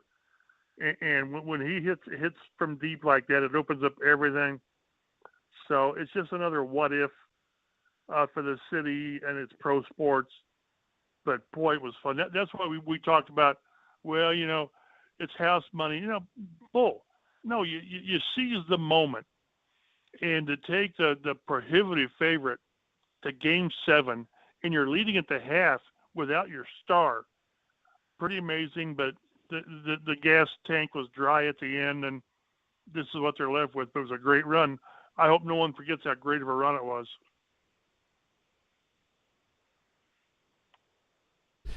Hey, Mike, this is James, JMV's producer. It seems like we're having some technical... I'm back. There's John. Hey, no, there's back. John. Hey, I'm back. Sorry about that. Hey, I'm going to blame it on the heat, Mike. We went away for a minute. Hey, then the next time that happens, just talk until like 20 after, okay? Can you do that for us? I don't know if I'm talking into the wind or you guys can hear me, so I don't know. No. Hey, by the way, shout out to Phelan, who did not freak out, but got us. I don't know if that was an overload circuitry-wise or what, but we are back going with Mike Chappell of CBS 4 and in Fox 59. I'm assuming what you just said was incredibly profound regarding the past with Robin Miller and Bill Benner and the Pacers run. I do want to ask you this before we get to the Colts and the training camp schedule that was unleashed earlier today. What did this mean to you being around here as long as anybody too, and being a fan and covering the Pacers, understanding what they have been over the years, going back to the ABA until now? What did it mean to you? Yeah, I'm ingrained in Indianapolis sports and pro sports, and whenever I covered the Pacers, I was like the third wheel. I came on to help, and I was part of the 2000 group, 2000 for the playoffs with the Lakers. But it was just great to be around. And we've talked the way that it galvanizes a city, whether it's the Pacers, whether it's the Colts, IU football, basketball, whatever. It brings the community together. And that's why I've told you that I understand the segment of the community that wants nothing to do with subsidizing pro sports, and I understand that. but the value that pro franchises and the value that winning pro franchises have on a community, it goes so far beyond taxes you pay and all that. It's the value of the city. Talk to anybody with Visit Indy, Chris Gall. They'll tell you the value. The Combine being here, getting the Super Bowl. It just, the quality of life in the city increases, and in large part because of pro sports. It just does. And I understand people that don't agree and don't want to hear it, but it's a fact. So it's just, again, the interest in the conversation and filling up Gamebridge for an away game is pretty incredible. Now, I realize other cities do it too, but when you got thousands of people in Gamebridge and the team's playing in OKC, it just tells you the interest level that everyone has. So it's always great to see. Hey, Mike, it's James again. I think we may have lost John for another brief moment. So while we are trying to get him back, I guess I'll just go ahead and toss this to you. Sure. We've been talking a lot about on the show this week about with the Halliburton injury, what does that do to the Pacers offseason? Oh, here's John. I think we just got him back. Man, James, there well he done, is. buddy. Yeah. Hey, Mike, it is the Heat that is doing How this many right beers? now. How many beers have you had? Hey, Zero. listen, I'm always better when I'm drunk, Mike, so this is not me. This is the Heat. But, hey, Mike, I do want to say this. Let's give a shout-out to James for jumping on here and taking care of stuff. Yeah. Though. Seriously, man. That is money right there. James, what question? Go ahead and continue that question because I didn't hear it because we just popped back on again. I think we're having an electrical issue out here with the Heat in Broadripple right now. It should be cool now. But, James, continue that question because I didn't hear the first part of it. Go ahead and ask Mike. So I was just going to ask Mike, with all of with the Halliburton injury, does he think that affects the Pacers' offseason plans? Do they still stick with their guns, going to the luxury tax, or does this kind of change things now that Halliburton's going to be gone for an extended period of time? Well, I think even Rick Carlisle mentioned that that he's going to likely miss all season. So whether, and again, this is not my lane, so I'm not totally up to speed on it, but do you bring the team back intact? I'm talking Mather and Miles Turner for crying out loud. Or do you look at this as a year that you're not going to contend because you don't have your catalyst? And they've built this team totally around Halliburton. The way he runs things and the way they get out and run, and when you don't have the main piece, how does that change your offensive approach? It's ridiculous to think they're just going to say, well, we got Nembhard, and then of course maybe we go with T.J. McConnell more time. Then everybody plays different roles. I'm really interested in how they approach a season when they, in all likelihood, will not have their main piece. It would be similar, I guess, to taking, Colts-wise, take Daniel Jones and Anthony Richardson out of the mix. They're not going to play next year. Well, what do you do? Now, at least the Pacers have an off season to get ready for that. But that's really going to be interesting to see how management plans on moving ahead without the key piece in the roster. It's Mike Chappell of CBS 4 and Fox 59, OPTs and Broadripple, Tavern, Tour Stop, Heaven Hill, Distillery, Brent Halverson, JMV. James, back at the studio. Great job out of you for holding things up. All right, Mike, the schedule was released today for training camp. Anything stand out to you? I guess we probably start with there's legitimately going to be a get-together, a gathering under the lights at Grand Park coming up this summer. That's nice. I guess I'm getting old. I couldn't believe that we have. I thought we had some in the past. I thought we had one or two in the past. I thought so too. Maybe not. Yeah. Well, I mean, I'm not. They know what they're saying, but it's 13 days, and I've always said, and some other franchises have put theirs out. Well, we've got 4 open dates. We got 5 open dates. The fact that Colts continue to have every training camp practice open, barring weather, obviously. This is the time. These 13 practices, it's the occasion that these fans can get out, be around the team, see the team up close, get autographed. Players stick around for 30 minutes after practice and sign autographs. Once the season starts, a lot of fans, hardcore fans, can't afford to go to games or whatever. This is a chance to get out to Grand Park. And I'm not beating the drum for the team. I'm just saying, if you're a Colts fan, this is the time to really get out, look at your players without helmets on a lot of times, shout at them even though they can't hear you. But I hope they always have open practices in camp, because this is the time that fans can connect with players that once the season starts, they don't have that opportunity. It's Mike Chappell of CBS 4 and Fox 59. He's on the Andy Moore Automotive Group hotline, too. So the Packers there, the Ravens on the road, a lot for the preparation. I always thought that the preparation with different teams, as much as you can, is always really good. Now, you don't want to mess around with fighting and stuff, and we certainly have seen that in the past. But normally, when you can get two different teams together, it is always pretty good as far as preparation is concerned. Yeah, and Wayne, what's really funny about that is when you have really hard practices, I think these are one-day practices. In the past, they've had 2 days, at least at Grand Park. But then for that game coming up, you don't play your starters all that much because you had a really good day 2 days before with the team you're going to play. It'll be interesting to see how they do it this year. Will the starters still play more in the preseason games after a hard day with the team you're going to play? You certainly, with the quarterback competition, you've got to play your quarterbacks. You just have to, because you got to figure out who's who. And if I'm playing my potential starting quarterback, I'm going to play a lot of my frontline offensive linemen just so I don't get my potential starting quarterback beat up. So it'll be interesting to see how they do it. Again, shorter preseason schedules with 3 games alters how you do things. And I think these joint practices alter how teams approach the preseason games. You've got to get your reps in, but you don't want to, expose your frontline players to too much injury risk if you can help it. So it's a tough balance for teams. Hey, Mike, most interesting position you're going to watch outside of the obvious, which is that of quarterback? Probably linebacker, because I don't know who they're going to be. I just don't. That plus receiver, I want to see what A.D. Mitchell does, because he was underwhelming last year for a lot of reasons. I think this is a strong group. It's a really strong group if A.D. Mitchell makes that big jump, and we won't know that until, he had a great training camp last year, and then the game was almost too big for him, it seemed like. But he's probably the most talented receiver they've got.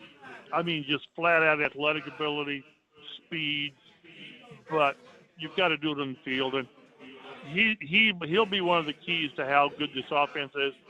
But then at linebacker, you've got Zaire Franklin and Jalen Carlisle, and then who? I realize they're going to play more DBs this year, but you still have to play linebackers. So those two, and then Latu, I want to see that he makes a big jump. This is a good defensive line, but Latu's got to be the main pass rusher, and hopefully he'll take that jump again in year 2. It's Mike Chappell of CBS 4 and Fox 59. He's on the Andy Moore Automotive Group hotline. Always a pleasure, man. We're going to get deeper and deeper into the Colts conversation because less than a month away it is report date, and it'll be real once again for the upcoming football season. Mike, I appreciate that. Thanks for everything.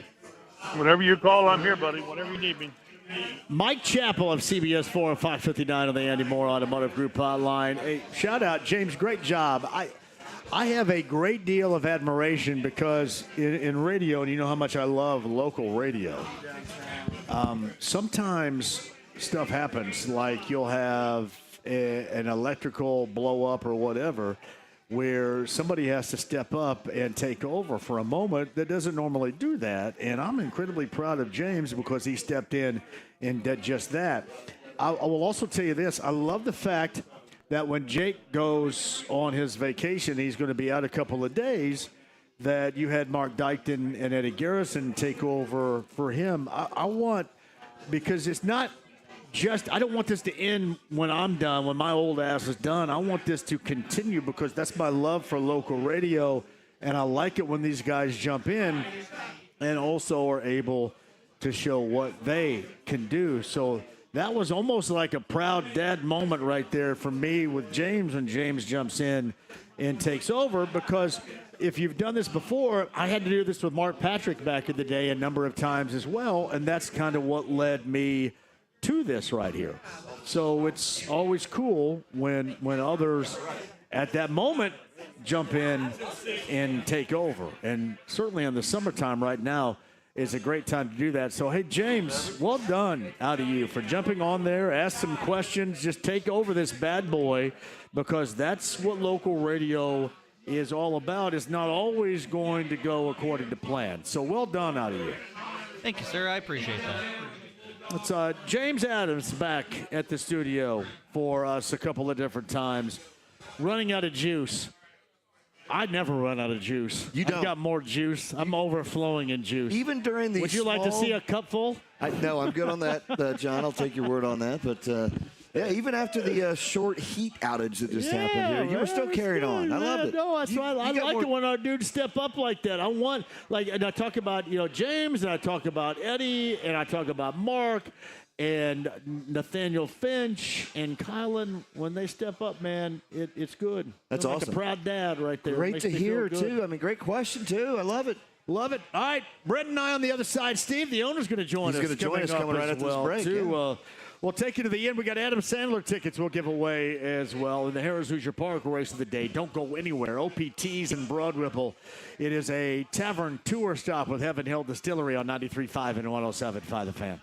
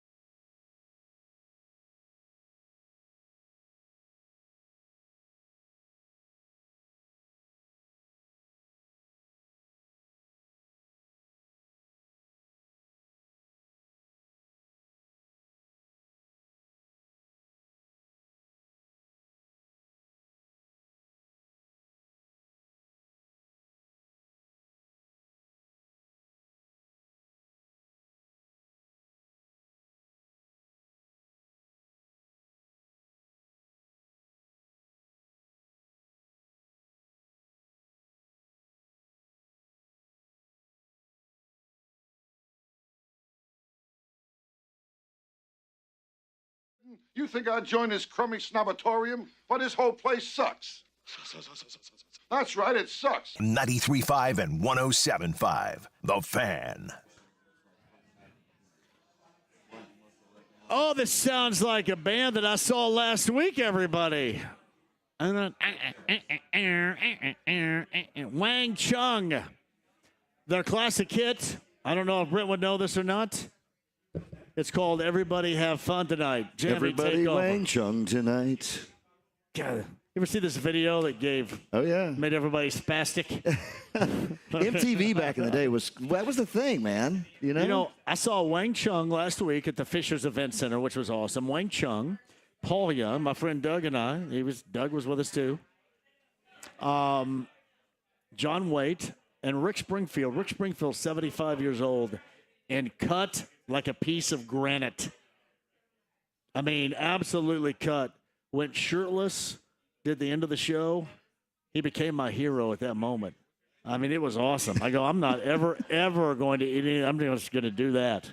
I mean, Rick Springfield is cut. It was awesome. Is cut. You're kind of looking like Rick Springfield. I'm trying to get Rick right Springfield now, like right there. There he is. Look at that. Yeah. See, I'm not there yet. But I'm on the way, though. You are on the way. I'm on the way. What is total now? 80?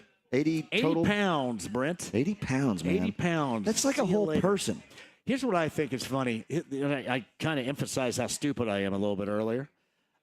Last year at this time, when I started Premier Weight Loss, I said, I'll do this, but I really don't think I need to lose any weight. That's what I said. Can you imagine them going, yeah, you do. They should have said, yeah, you do, dumpy.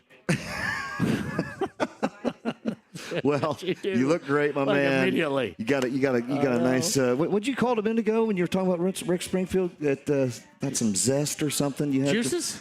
My juices. You're getting some juices going, I'm overflowing man. in juices right now. Let me tell you, I've got plenty of juice for everybody. If you need any juice, let me know. Heaven Hill Distillery Tavern Tour Stop. Hey, by the way, too, I mentioned the Adam Sandler tickets. That's October the 6th at Cambridge Fieldhouse. Those just came in today. The Sandman, who has been on this show before, number 9 at 239-1070, Brent, if you would want to go see Adam Sandler, who is incredibly entertaining. What's your favorite Sandler film? God, they're all good. I mean, really, when you think about it, man. Billy Madison, Happy Gilmore. I think Happy Gilmore Happy still. Gilmore's, I mean, I'm looking forward to 2. Got a sequel coming out, Looking forward to 2. I mean, they're all great. I mean, he's got a couple out there that are questionable, but a lot of the stuff he does, it's just the crew, the cast that he brings with him. They're all in it, And that's what I what's fun really about dig is he was always really focused on making sure that his wife or girlfriend in every film was incredibly smoking hot and much better looking than he is. Oh, yeah. What was the one with Jennifer Aniston when they were in Hawaii? Jennifer Aniston and Selma Hayek. Yeah. And, you look at all his films, and his significant other is so much more smoking than he is. It's incredible. I give that a 2 thumbs up right there. I do, too. Great guy. Anybody can cash in on Selma Hayek in Grown Ups, which is my favorite. Oh, yeah. Grown Ups is great, too, man. Not Grown Ups 2 so much. But no, one's outstanding. The original and she is great, really too. Good. That's awesome. Number 9. Talk about standing the test of time right there, Brent. Woo! Let me tell you a little something about that. And I will tell you, so Lisa and I went and saw him a couple years ago when he was at Cambridge, and an unbelievable time, man. Just a great show. So Number 9. I might step away and make a call, see if I can win these tickets. Why don't you do that right now? 239-1070. We'll do it again tomorrow as well. Adam Sandler, October the 6th at Cambridge Fieldhouse. Number 9 at 239-1070 is a winner. We're at OPTs. The owner is Steve. He navigated downtown, and he's here with us right now. What's up, Did you go Steve? trip the breaker on us, or did you do that? No, man. The heat gets to Broadripple. It doesn't. It's all good, though, man. Fare very well. Hey, Steve, I mentioned this to James back there. He stepped up and handled things. That's what we want. I love to see that happen. Absolutely. Yeah. Absolutely. You got to learn that in Broadripple if you want to survive. Yes, no doubt. How are things going in the BR? Going good, man. We've been on a good path down here. Clientele's been great down here. Business is picking up a little bit each week, so I feel like we're on the right path finally. I think Indy's got Broadripple back where it needs to be. Yeah, do you like the renovations they have done out here? Yeah, the streets are definitely nicer. Sidewalks are wider, more inviting. Feel safer walking up and down the street at night. So, and everybody, I think, feels safe, and that's what we had to get back to. Best part about it is it's done. Oh, no, right? sure. It's done, Absolutely. right? And that's the whole thing. But, a lot of good additions coming in around here. I've said since day one, once everybody feels safe, they'll come back, and I feel like they do now. So. Oh, absolutely. And so OPTs, right? This is a staple. I mean, there's been many. I was talking to several people who have come here through the past. What has it been? How long has OPTs been here? OPT's been here pushing 30 years. 30 years. Yeah, I mean, there's a lot of great stories, a lot of people that have some current life chances and stories what they've done here. So, and then plus recently, you've also got a couple other additions across the street here. We've taken over across the street.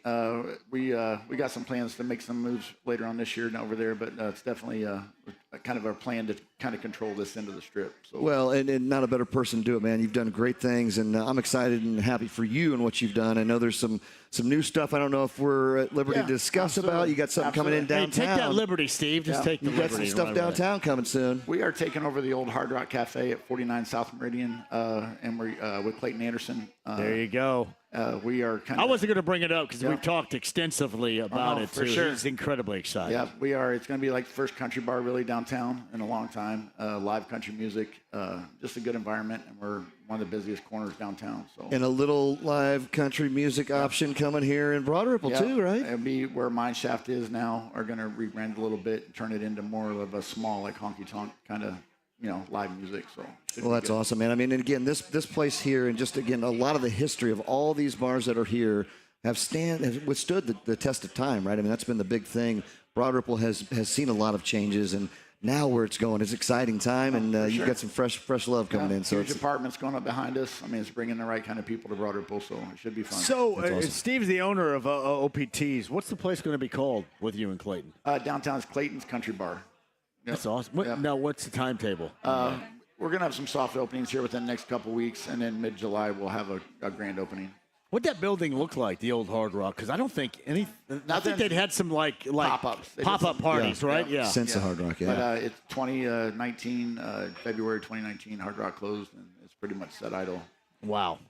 So it's time to get that corner back active and get some people in. Well, and let's do something else too. And I know it's important to do the same right here and to maintain the greatness of Broadripple. But let's get centralized downtown, because I mean we talked to you talked to Joel and talked to Tommy S. and it's centralized downtown. And you got to take that back here at some point here a little bit. Don't worry. Absolutely. And I love the fact you're doing that. All the way from coaches on around the corner with Tin Roof, Wild Beaver, all of us. I think we can do a good deal down there. All kind of feed off each other and create something good. And you've also got a great operation running on the 96th Street on the north side with the main event. Yeah, that's kind of what's got me to everywhere else. So that's awesome, man. Can't forget about that one. Well, I appreciate all you do, and I know everybody around here does, to see what's going on. You're continuing with the great bars like OPTs here. Again, we talk Tavern Tour. Yes. It's tried and true. It's been through everything, and this place still has what it's all about, and you brought that life back. And Catfish Nicole did a great job building it in the start hand. She's got some history here. It shows on her shirt up there behind the I bar. love that. That's some old school shirt right there, too. Danica has a classic on it. I've got to go look at that. You were telling me about that. Steve, it's the first time I've ever walked in here and the fire pit's not going, buddy. Man, are you kidding me? It's way too hot. I go, wait a minute. Am I in the right place? The fire pit's not on. What in the world? Today. Have you ever had it off before? No, just when it's 100 degrees. Just when it's 100 Fire's degrees on outside, right? Yeah, it'd be brutal. How does everybody get along here in Broadripple on the Strip? The bar owners and the business owners we have left here, we all kind of work together. None of us try to, attack anybody else's business or, go after their crowds they have. We kind of work kind of in conjunction with everybody. Don't try to run the same specials on the same nights. That way we want everybody to do good. It's different than like somewhere else. Like 96th Street main event, if somebody opens in the Strip by me, I'm probably going to try to put them out of business. I don't want anybody else up there by me. Right. Down in Broadripple, we need everybody to thrive to make Broadripple good. So we need everybody to do good down here. It's a crawl 100%, environment. It's 100%. always been a crawl here. Yeah, That's what's made Broadripple, right? Being able to bounce. Nobody comes to Broadripple for OPTs. Nobody comes here for Kilroy's. Nobody comes here for, the Brothers. Nobody comes here for Rock Lobster. They come here because there's 10 bars to go to. Right. We can bounce in and out every one of them and get a little bit of something at each place. We got from the piano bar on the corner to, sports bars like us. You got BRT, been here forever. So I think we just got a good vibe, and everybody kind of works together. I mean, we all frequent each other's businesses, spread the money around. Yeah, that's awesome. And it is good to finally get over the hump. And the hump certainly was a long period of time out here, but you guys cleared the bar really well. Yeah, we're on a good path, I feel like. I feel confident about it, so I think we're in a good spot. Any thoughts coming up here? What else? I mean, obviously, then what you know, just the history of OPTs and what you guys are. Anything coming up we should be aware of? No, we've been working a bunch with Butler. We have some key people over at Butler that we're trying to get some of the Butler kids to feel comfortable coming back here, because I know over the last few years they probably had a lot of their parents telling them not to come to Broadripple because it wasn't safe. So I think we've kind of gotten past that hump and trying to get those, the kids back here. Yeah. That's kind of what Broadripple was based on. So we need them back here and then just making everybody have fun, man. How many memories I have here? Great memories. I tell you what, that's why I bought OPTs. In 2020, when Catfish and Nicole made the post that they weren't going to reopen when COVID was done, I literally read through 1,000 posts on there where people were so sad. Yeah. I randomly sent a text to Nicole and said, hey, is there any chance on buying the bar? And 3 days later, I owned it because I saw the history and all the people talking about it. Yeah. I mean, we have generations coming here. We have mothers and fathers bring their kids in here that are at Butler now, and they met when they were at Butler. They met in here. Absolutely right. So I mean, it's a lot of history here. So it was going to be sad. You saved it, man. I mean, yeah, you did. That is. There's something to be said about that too. Yeah. Just a big piece of history for so many here. For sure. So it's and the same thing across the street. I mean, we're gonna get it back. I mean, those 3 bars across the street is what helped build Broadripple as well. We're gonna get those back to how they were. We're working towards that now. So. I think we'll be in a good spot. I think Broadripple's going to thrive again. And I love the live music aspect you're bringing back too, right? Like with Mineshaft being a country bar, right? I mean, having some live music down here outside of the Vogue, which they have a lot of big acts. Clayton got a connection with the one here too, right? Clayton's Ripple Rodeo. Yeah, Clayton's That's Ripple great. Rodeo across the street. He was I saw him a couple of different times before and after Pacer games during the postseason. He's so excited about He's a great guy, man. He's going to be fun. It's just fun being around him. He's got a good, positive vibe, and I think he's definitely going to help us downtown. I mean, get to where we need to be. He's incredibly talented dude, and I often wonder this. I don't know what it takes to get it, to get global in country music, but he's got the same amount of talent as you'll see in Aldine or all these other guys. I feel like he's in a comfortable spot. I think he likes where he is. Very much is in a comfortable spot. And Steve, that is something to be said about that too. He loves where he is. He still has a life. Yeah. Once you get to that level, you're never home. You don't have any life. And I think that's such a great point. He's doing a great job, and I think he's just comfortable in the situation he's got. Well, we were doing a show at Coach's with Tommy S. Right. And Clayton came in.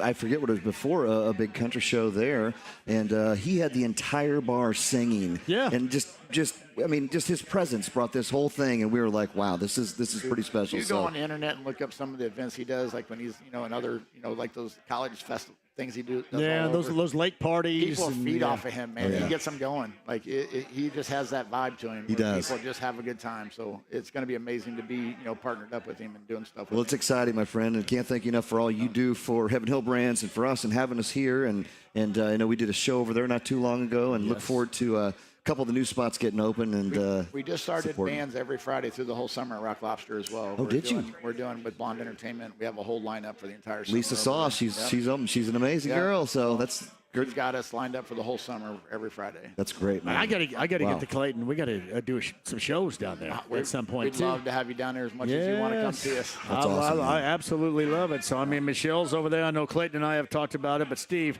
thanks for having us. I mean, this is a staple of our history right here. You guys, man. I love being part of it. Just great memories right here. Thank you, Steve. Yeah, thanks, my friend. Appreciate everything. Steve is the owner of OPTs, and Steve has got more coming up for you too, man. The bar downtown, the country music bar. That's it, right? It is it. I mean, it's outstanding. And again, here with Mineshaft bringing that too, and then Rock Lobster having some live music.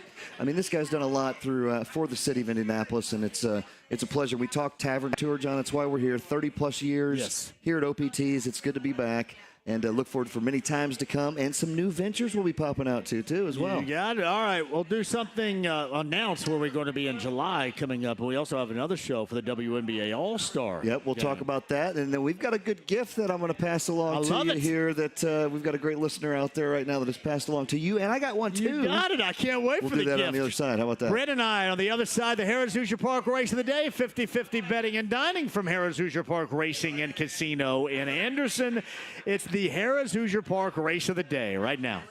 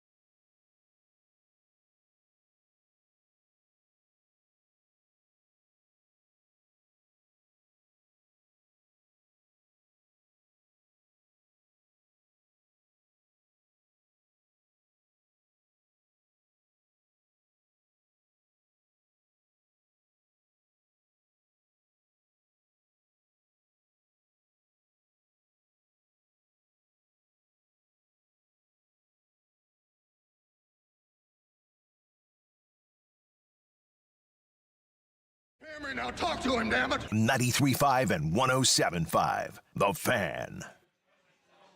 Harris Hoosier Park race of the day. Michael Odar. I could say Michael Oder. I don't think it's Oder. I think it's Odar. Erica paid out $5.40 on a $2 bet. $2 exacta, $8.40. The 50-cent trifecta, $4.60. That's your Harris Hoosier Park race of the day. 50 in betting, 50 in dining. To Michael, just by winning that, we'll do it again tomorrow. The Harris Hoosier Park race of the day, Tuesday through Friday, right here on 107.5 and 93.5. The Fan, always in the 5 o'clock hour. We are at OPTs in Broadripple. That is Brent Holverson. I am JMV. This has been one hell of an outstanding time. We have gone so hard, so incredible, that we had to dump the power a couple of different times. That's awesome. We did, and not a better way to do it. We got James back there with the ride with James. You know, he picked up, carried well.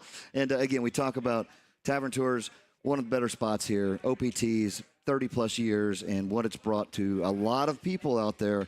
And really, really honored to have Steve Wentland be a part of this now and have us in here and what he's doing in the Broadripple area and downtown and the north side. So we got a lot of good stuff here. So we got a couple things we'll talk about. We got some locations coming up. But first, how about this jersey that you were passed along here, my man? Is his name Steve Ankowitz? Did I get that right? What's his name? Well, you're close. Mark Ankowitz. Ankowitz, yeah.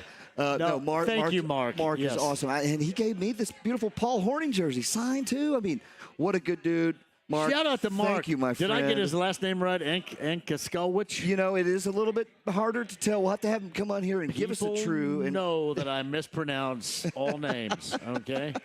Ankowitz. Well, that's awesome, though, man. Did he make that Warrior shirt for me? Is that a tank top to show my muscular build? It is. It is. Is that a medium tank top? Well, you're going to be fitting right into it, man. We're going to have to beef you up a little bit, though. I'm going to tell you what. I am on the verge of becoming 100% douchey, and I love it. Welcome to the world of douche. That is awesome, though. Thank you, my Mark, friend. for that. Outstanding. This is, by the way, a tank top of the Warriors that he made for me with all the Warriors on it from the 1979 film classic, The Warriors. That's outstanding. Right. Thank you, Mark. And again, thank you, my friend, for that beautiful Paul Horning jersey. I mean, number 5, buddy. man. That's awesome. Hey, but no, seriously, coming up, we've got a couple things, right? We got, we do have the next show is actually going to be before our next Tavern Tour show. Is going to be Friday, July 18th at O'Reilly's downtown. Love it. To kick off the WNBA All-Star Weekend. Joel Reed's down there. Hey, we're looking forward to that, my friend, and can't wait to get down there. That's going to be fun. Again, I told you I got to the airport early this morning, and the airport's all beautiful right now. It's got a big full-size court out there. WNBA, welcome WNBA. A lot of excitement around it, and again, we owe that all to Caitlin, so hopefully she's getting well and going to be a big part of this down there. Get that growing working again. Get that growing working again. We'll be down there at O'Reilly's July 18th, 3 to 6. So come down and have some of the fun with the festivities going on downtown. And then our next Tavern Tour stop is not going to be the last Thursday of the month. It's going to be the second to last Thursday, which is July 24th. Back with our great friends from Taylor's Pub. We will be at the Taylor's Pub in Greenbrier, which is at 1325 West 86th Street. I saw Kyle there yesterday. Kyle's awesome. I love Kyle, man. What they have done, and the new Taylor's in Ingalls, the bar and table. We did a show at Taylor's in Nora, and had a blast there. Right next to my favorite Goodwill location right there. Oh, it was. I think you went over and did some shopping, too, I went over there and did some shopping, man. I poloed up. Thank you. Thank you. Thank you very much, Northside and Hamilton County, for the polos. You brought it out of the right kids now. section, too. Give me that polo. Give me that polo stuff working right there. But no, Kyle is great. And I told them yesterday, I don't think we've ever done a show at Greenbrier. That location. I don't either, and you know what's cool? I mean, that's kind of, I think, where it really kind of all started for them, right? I mean, it's been around. Again, we talk taverns built to last. That's one of them. They've done a lot of great things over there, and again, just what they've got going out there is just outstanding. I mean, Kyle. We all know Kyle. Kyle is wonderful, but I mean, there's a lot of great things with what they've done. So we're excited to be back there, or go there for the first time, and again, celebrate the Tavern Tour that we're on year 4. That's that incredible. I just realized of that, and that just seems like that started yesterday. It does. That and our Larceny Bourbon Locks and Luna's Old Year Tequila 8 Shots coming up for that, my friend. Are not too. Are we doing? That's year 8. It's year 8. Man, that's incredible. Isn't that fun? There. Yeah, it is. A lot of good stuff going on. No, my friend. that's we've had a great time doing this, and we're going to continue to do it as well. And the satisfaction I get is from seeing so many people come out and having Steve on and talk about the place. There's so much history here at OPT, so much history with Kyle and Taylor, so much history with O'Reilly's and Joel downtown. I mean, it is live, it's local, and that's what we're all about right here. Well, I can tell you, I remember our first year, we did a couple out and about. It was kind of our trial thing, and then we're in the studio. And, man, you can't beat this right here with all these wonderful people. Thank you, guys. J-Law's even out now. I love that. Yes. Thank you guys for coming out and joining us for all this. This is what makes it fun. All right. You're going to go down with Matt Koglazier to the experience tomorrow. We're down in Bardstown, Heaven Hill Distillery, and we're going to be down there picking a couple barrels. I'm going to have a chance to show them our new Heaven Hill Springs Distillery, which opened to the public in September. But we're up and operating there, so doubling production and preparing for a lot of thirsty people out there. So Brent Overson right there, failing. Great job out of you, man. Great job. Chris and Ethan, fantastic. And James back in the studio, you as well. Sparks and Fever, 7 o'clock. 6:45, Eddie Garrison has got you. I am back in studio tomorrow with you with Lance McAllister. Hey, Buchanan owes us a spot on the show tomorrow, so Chad better be on tomorrow or he's going to get hell from me. We'll see. Pacers, a couple of picks later on tonight. We'll follow that. Have the story for you tomorrow as well. Thank you all for what has been a great Thursday at OPT's in Broadripple. 93.5 and 107.5 The Fan.